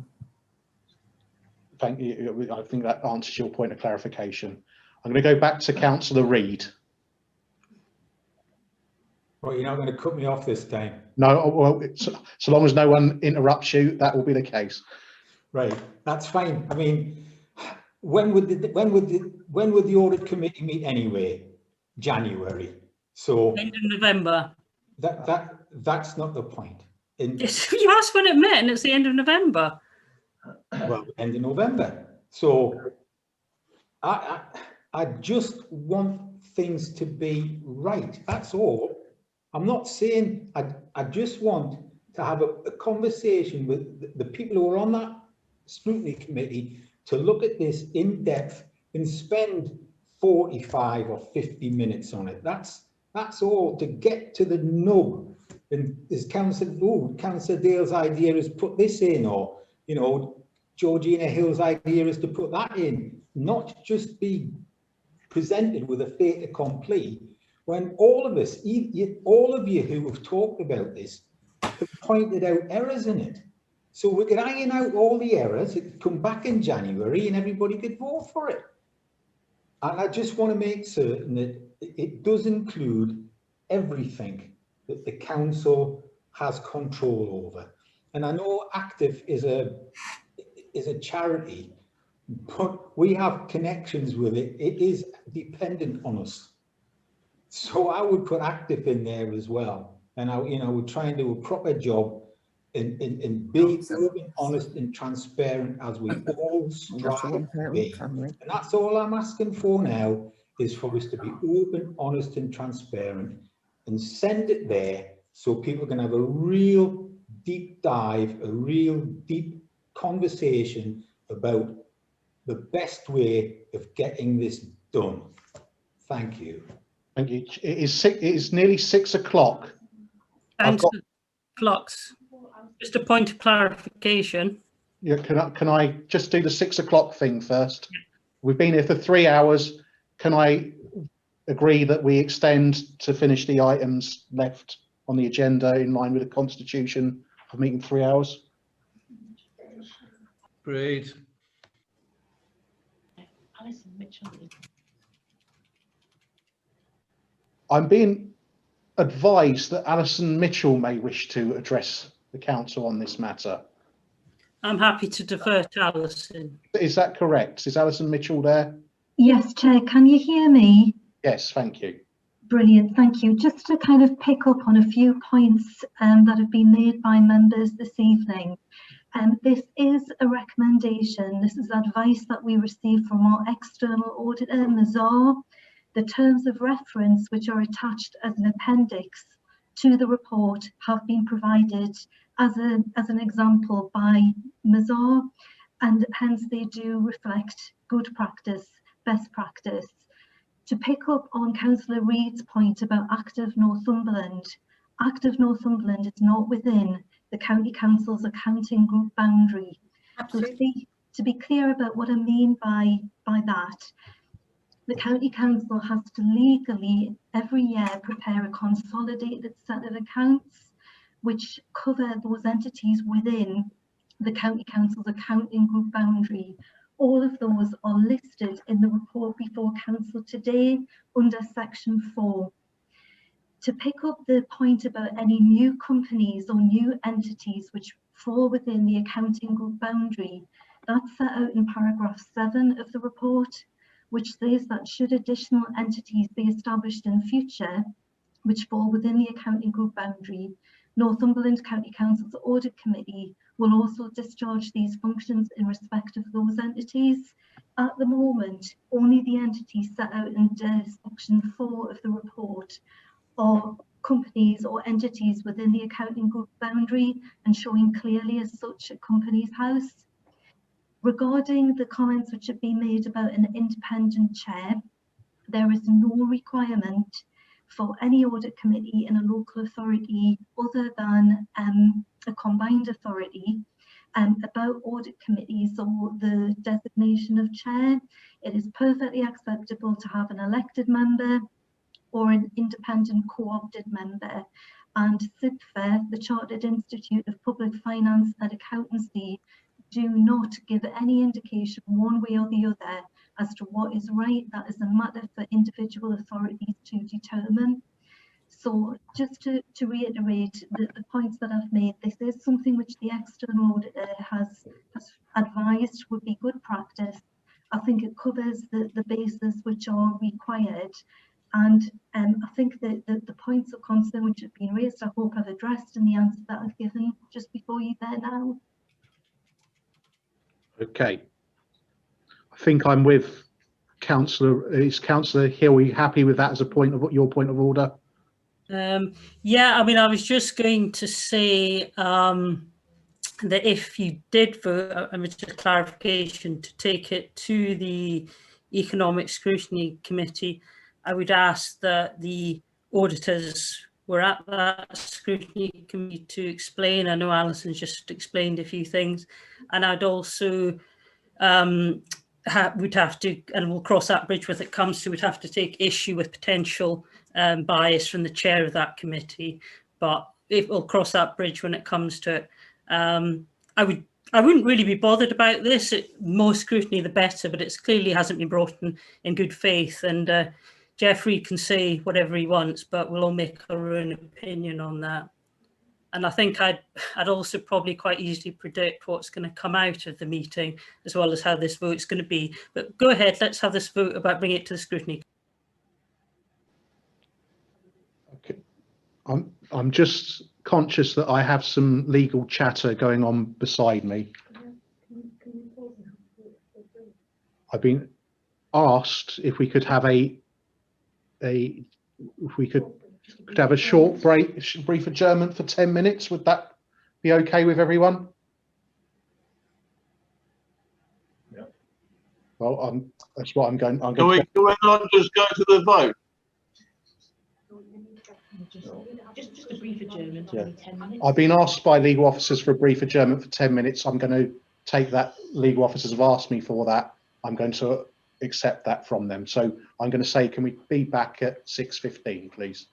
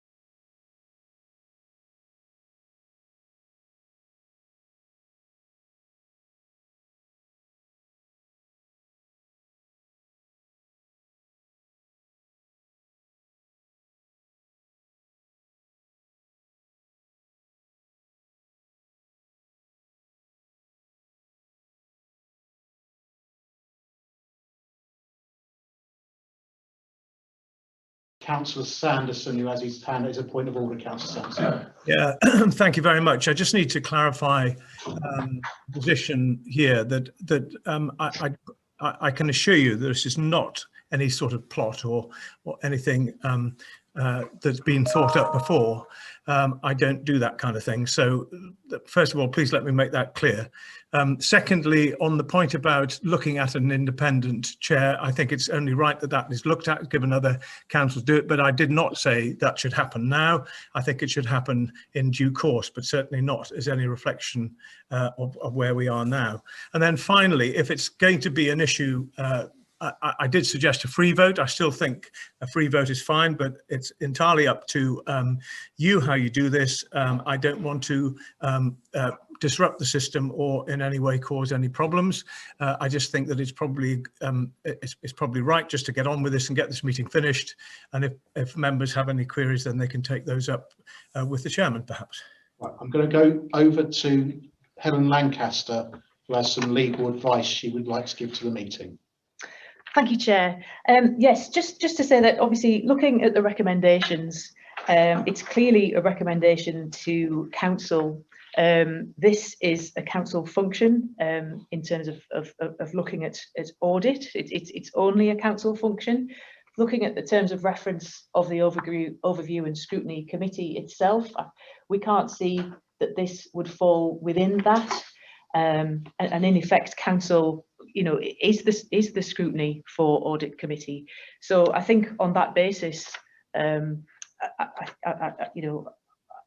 think that the situation, well, is as I've said. Okay. Well, I'm then back to Councillor Reid. Do you wish to respond to that legal advice?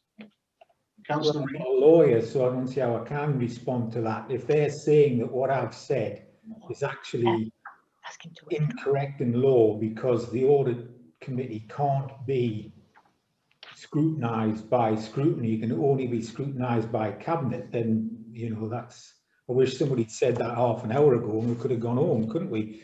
Well, Jeff, what I would say is that what I'm asking for is that I'm not asking for the audit committee to be sent to scrutiny. What I'm asking for are the new regulations or the new setup to be sent to scrutiny. So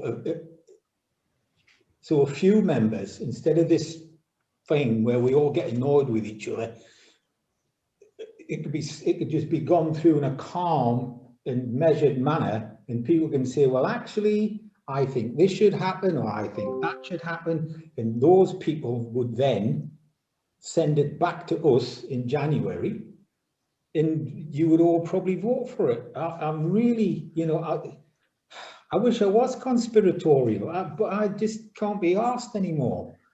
You know, I just want this done properly. That's all. And I read that report and I thought, well, you know, I wish I'd had more time. You know, I just wish it had gone somewhere so people could have just sat down and looked at it and said, well, actually, we agree with most of it. And the thing that Alison wrote about anything else that's created will automatically be put in. Well, perhaps, you know, I must admit, I read the thing at, I don't know, 1 o'clock in the morning. If I'd only had the opportunity, you know, if that had been pointed out somewhere or, you know, brought into the first paragraph or whatever, I just want it written properly, sorted properly, and so everybody can agree properly. And I'm not saying there should be an independent chair. That was the easiest thing for me to say, to bring out what other people might have done. And I apologise if that started all of this can of worms. And I, you know, honestly wish now I'd just stuck me hand up at the time, but I didn't. What's happened's happened. But if you're telling us now that I apologise to all of you for wasting the last half an hour of our lives. Councillor Reid, can I clarify? Are you wishing to withdraw your motion there? No, what I'm being told is that I shouldn't have put it in the first place. So, Point of order, Chair. Yes, Councillor Webb. Yeah, the motion I understood was from Councillor Oliver and seconded by Councillor Hill. What Councillor Reid was an addendum or amendment, I'm not sure. Gordon, I moved a different motion, which was to send it to scrutiny just to polish it.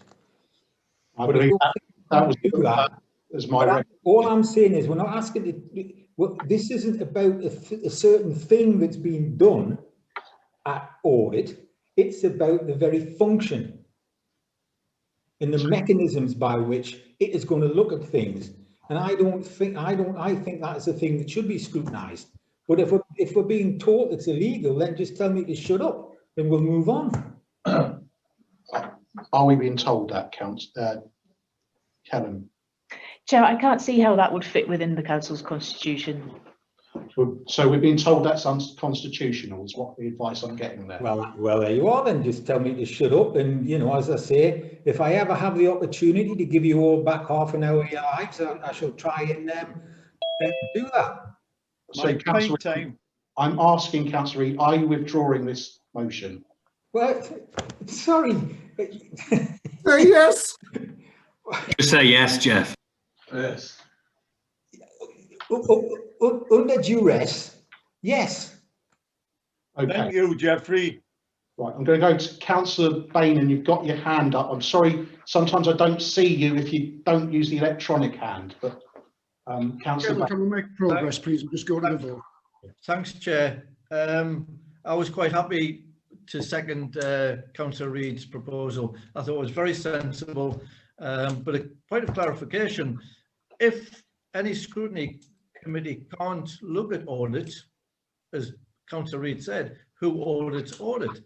You know, external audit, Chair. Okay. Can we move to the vote, please, Chair? Chair, second it.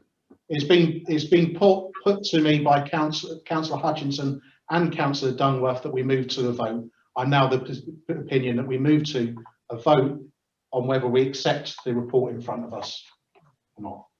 Jay, you're going to ask? Yeah, can I just say one quick thing? No. Okay. A very quick thing. Point of order. Yeah, if you agree to this, that does not mean that whatever body, and as legal advice, the scrutiny committee terms of reference wasn't the best one. But if future, whether it's the Constitution Working Group, if it's the full council, if it's audit, people can make other suggestions that they want about who chairs it. Yeah. But I think this is quite a simple recommendation, and other things can be moved forward later. Thank you, Councillor Hill. I'm going back to legal. Am I okay to now move to a vote on agreeing the recommendations in front of us? Yes, if we'll have a show of hands. Can I? Do we want a named vote on that? Do we? Okay. No. Show of hands. Are people in favour of the report in front of them? Can they show their hands if they are? That's in favour of the recommendations in the report. Can you ask them to keep their hands up? And can you keep your hands up if possible? So that's that 1, 2, 3, 4. 12, 13, 13.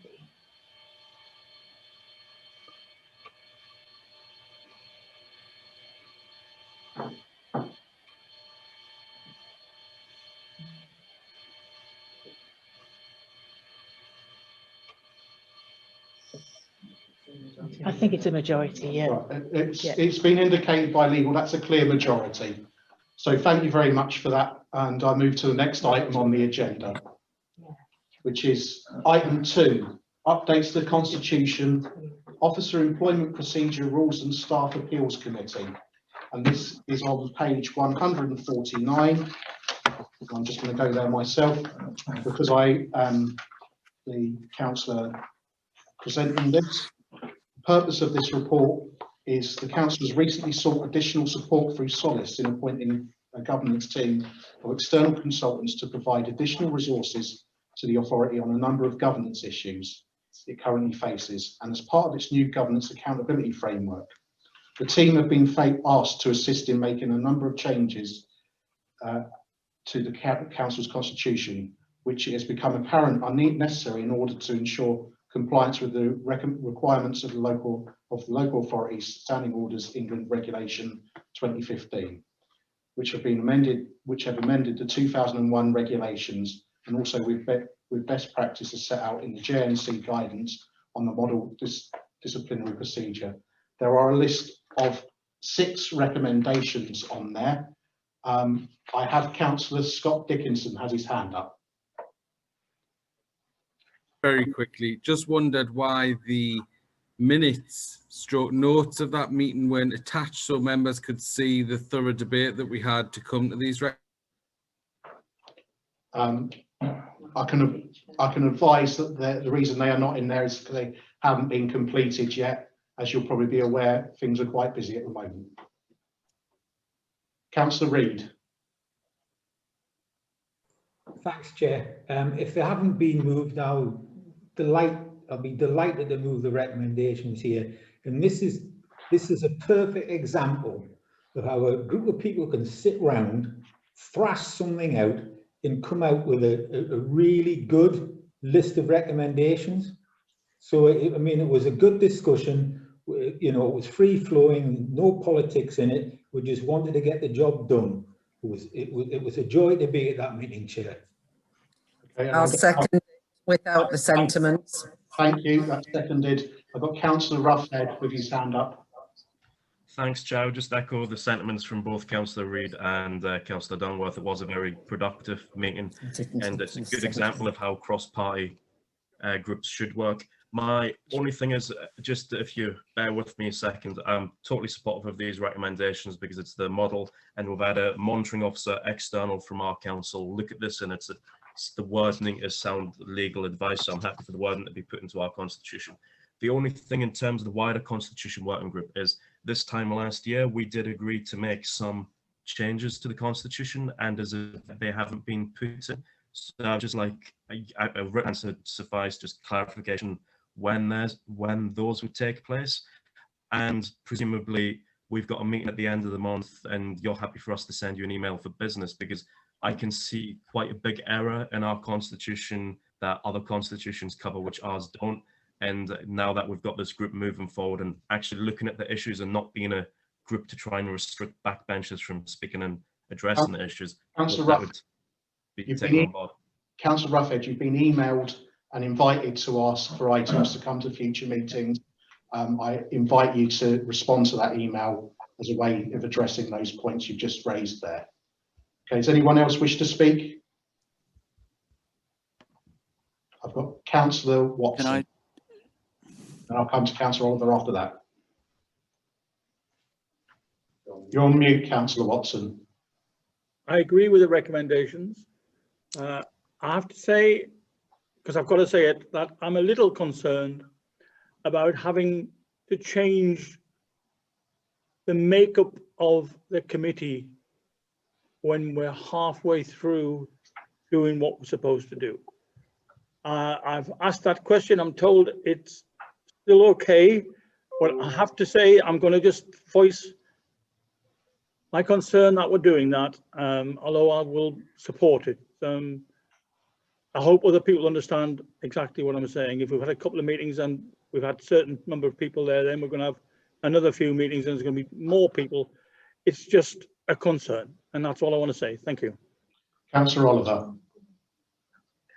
Thank you. Mine's just a straightforward question, really. I think we as Councillor Watson's just pointed out, we are changing something in the middle of the process. Are there any plans to review or change any of the decisions that have already been made as a result of these changes in the Constitution?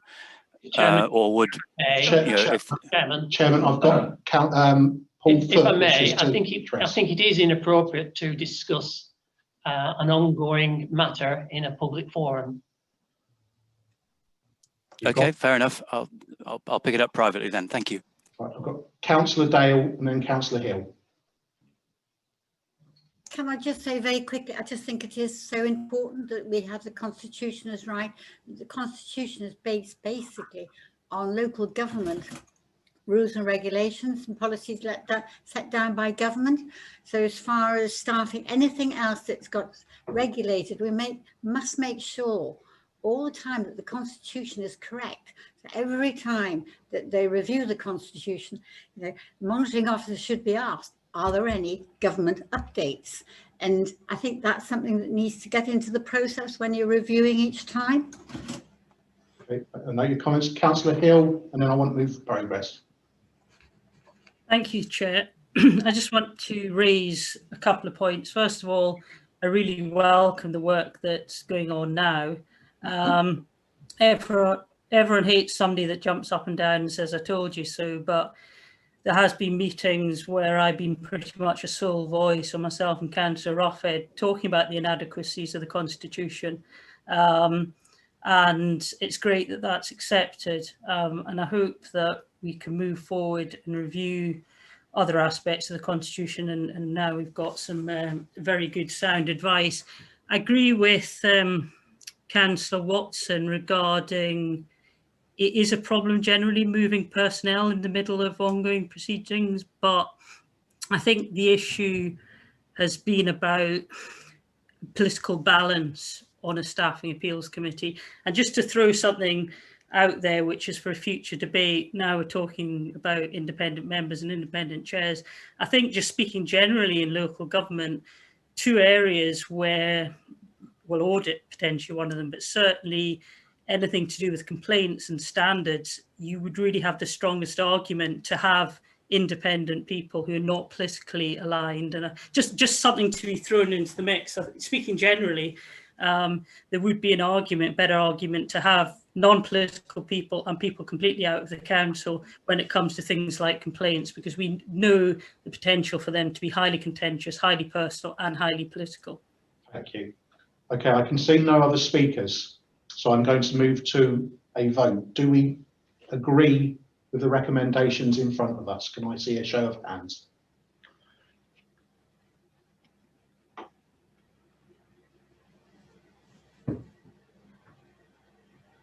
Just bear with us with hands. Yeah, there seems to be a clear majority at least. Thank you. And that, I believe, brings us to the end of the agenda. Thank you very much, members. And this may be the last meeting before Christmas, so I wish you all a happy Christmas if I don't see you before. Thank you very much now. Well done, Chair. Well done, Chair. Bye. Yeah, good job. Well done, Chair. Thank you. Bye, everybody.